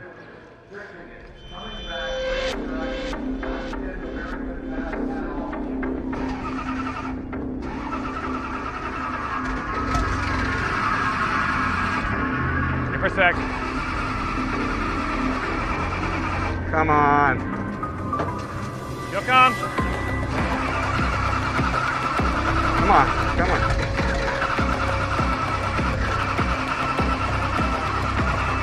Come on.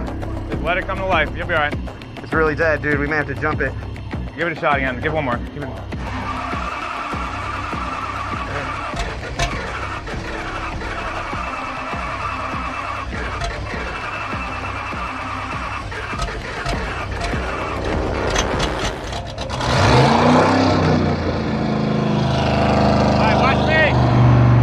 Damn, this is tense. Oh, move! Yeah!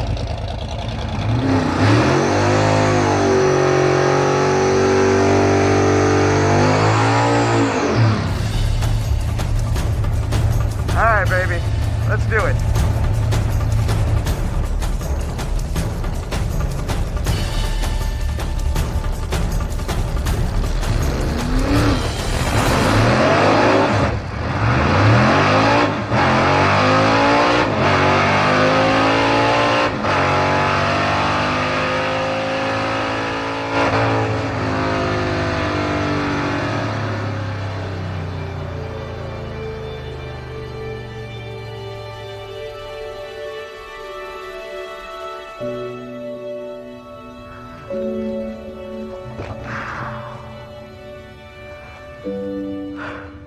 Oh, God, tell me that was enough.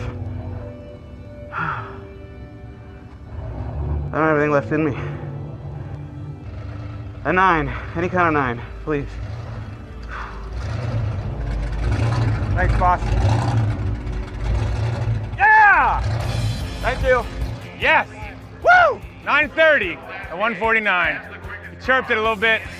He launched it by himself. He didn't use the launch control. Mike is leading the Gasser class in the Blasphemy Hemi-powered 55 Chevy. Hell yeah! Your transmission, bench pressing, son of a bitch. You see what we did? Hell yeah! You see that? Oh my God. I was losing my mind. As soon as you left, I was like, yup, I felt it. That was great. I'm done. Feed us beers. Man, you did great. Oh, this is a nice spot right come here. through under insane pressure.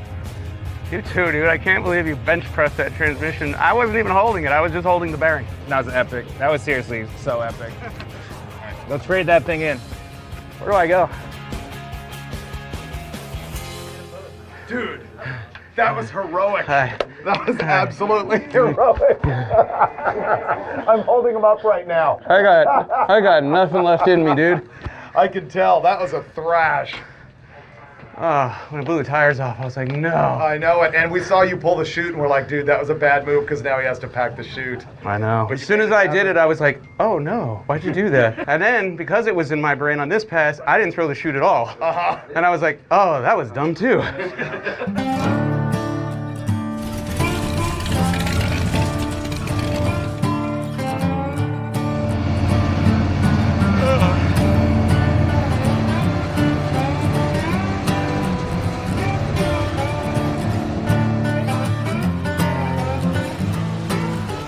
That's after 9 o'clock, Thursday, day 4 of drag week. As soon as we hit the road, downpour. Front tires are too skinny. The backs are too wide. It's sliding all over the place. And it rains inside. We'll have another long night. But we are in first place.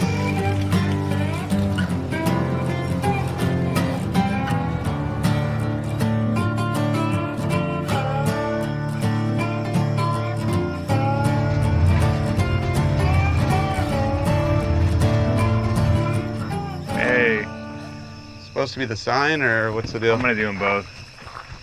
Maybe when Ryan's gets out of the way. It's almost midnight. This is all catching up with us. We can't keep the car on the road anymore. The exhaust is falling off of it. I'm gonna go over here by Field of Dreams, park the car out of the way where no one can see it, and pass out for a half-hour power nap. So we're not driving anymore right now. Just not safe. You guys gonna sleep on the picnic table? Yes, sir. I respect that. It's 3:45 in the morning. This is supposed to be an easy drive last day of drag week. I'll tell you what, dude. The drag racing is the easy part. That's 8 or 9 seconds of your life. It's the 23 hours on the road that's what will get you. We just slept in the parking lot of checkpoint number 1. We haven't even made it to checkpoint number 2. The motor is pissed off.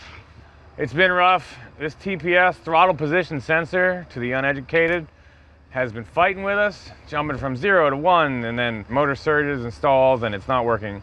Doesn't know where it wants to be, idle or wide open. See, this is a normal working TPS. It's sprung, so it's got pressure on the rod the whole time. This one is what came out of there. It's like a potentiometer now. Busted. Instead of a TPS. Swap her out, see what it does. It's gonna run better. Hopefully. Let's reprogram this TPS. Here we go. Start.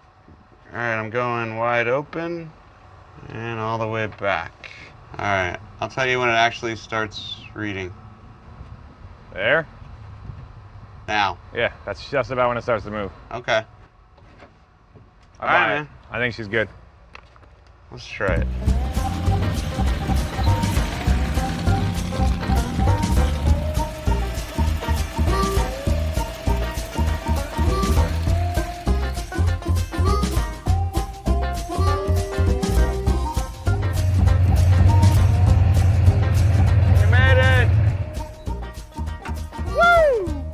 Last checkpoint of drag week. Is this it? Technically, we're 20 miles from finishing.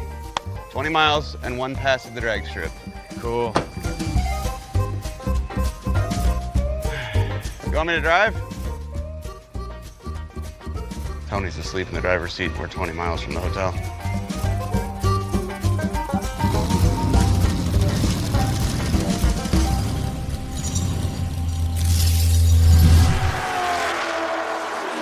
Welcome back to Virginia Motorsports Park for the final closing day of Hot Rod Magazine Drag Week 2019. We have made the loop. Not everybody's made it, but Mike Finnegan and many others have. You know what, Mike Finnegan and Tony Angelo, those guys ride an ECU. They threw the trunk lid off of the thing. They've been thrashing on the road till the middle of the night and helping other people on the way. And you know what? This is a story that repeats itself throughout Drag Week. It's just sort of a personal snapshot of what goes on in the pits here all week long.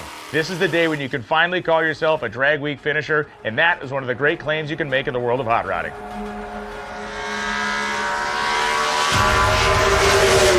I only know from looking at Instagram that Finnegan and Tony did not get in last night till 6:30 in the morning. It has been a thrash for them. I know their brains are completely fried here. So what I did is figured out the math of what it is going to take for them to win. So they're racing against that guy Jared with the Ranchero. Drag Week is won or lost based on a 5-day average ET. So once we have 4 days in, we can do the math and figure out what it's going to take to win. So Jared in the Ranchero is not allowed to run quicker than 8:50. So if he does that, he will get an average of 8.928. So I figured out, what does it take for Finnegan to run 8.927? All he has to do is run 9.145. And there's no way Jared can beat him. All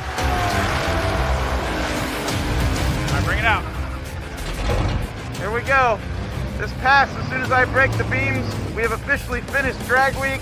If I run under like a 9:14, we win Drag Week. We fixed a bunch of small stuff. Track's cool. This car go very fast. Hey, has Jared run yet? No.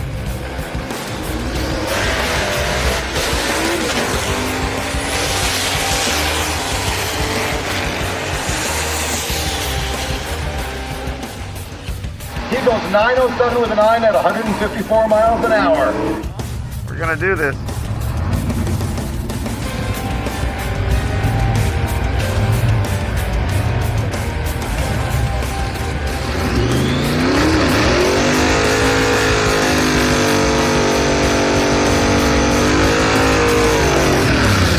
Nice.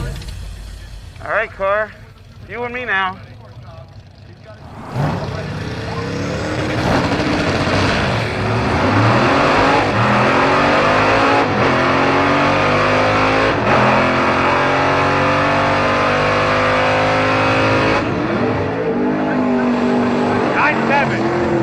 you gonna do it?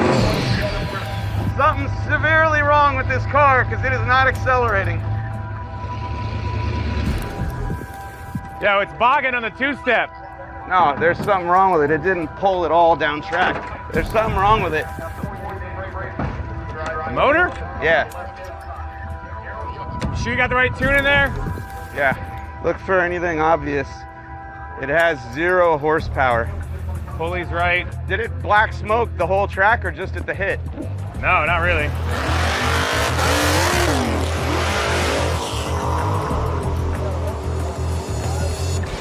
We got a spark plug wire fully off the distributor end. It's not gonna work like that, man. Ran it on 7 cylinders, still did 9.7. I don't know if it's sleep deprivation or my own ineptitude or rushing, but I changed all the plugs in this motor and left 1 plug wire off. We just went down the track on 7 cylinders and went 970 at 149. Jared ran a 907. You gotta go faster. Do it hard. Just got it. The car's gonna work with you now. Just go drive it.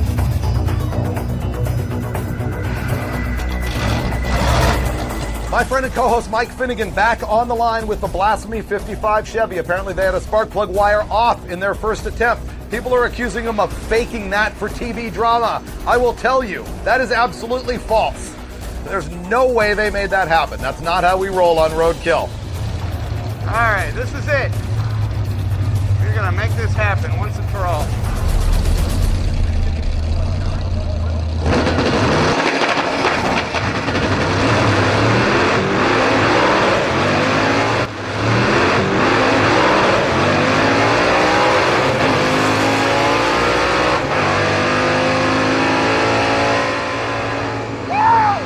Yes! Yes! Yes! 904. Finnegan just locked it up. He is your winner for A gas at the 15th annual Hot Rod Magazine Drag Week. Tony Angelo on the starting line losing his mind. Woo! Holy crap! That was a wheelie! Oh my God! I saw that thing stand up and I was like, oh, woo! Oh my God, that thing took off like a lunatic, dude. I was like, oh.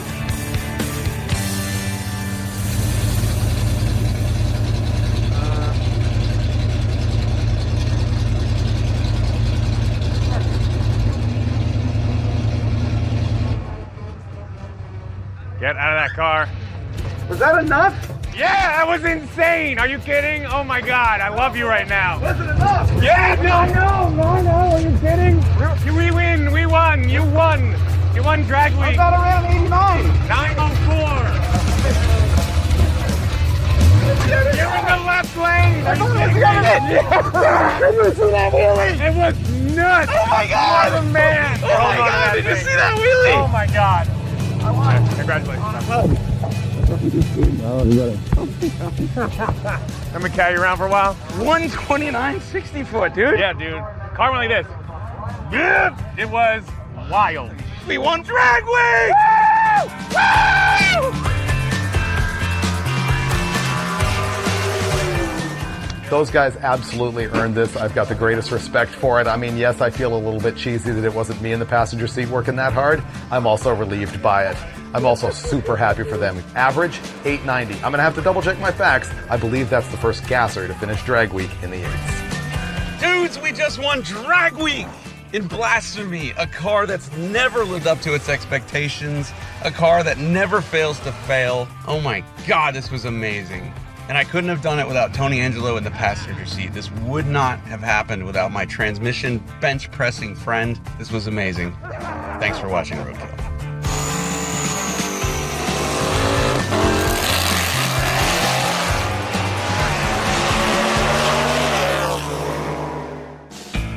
Dudes, you did it!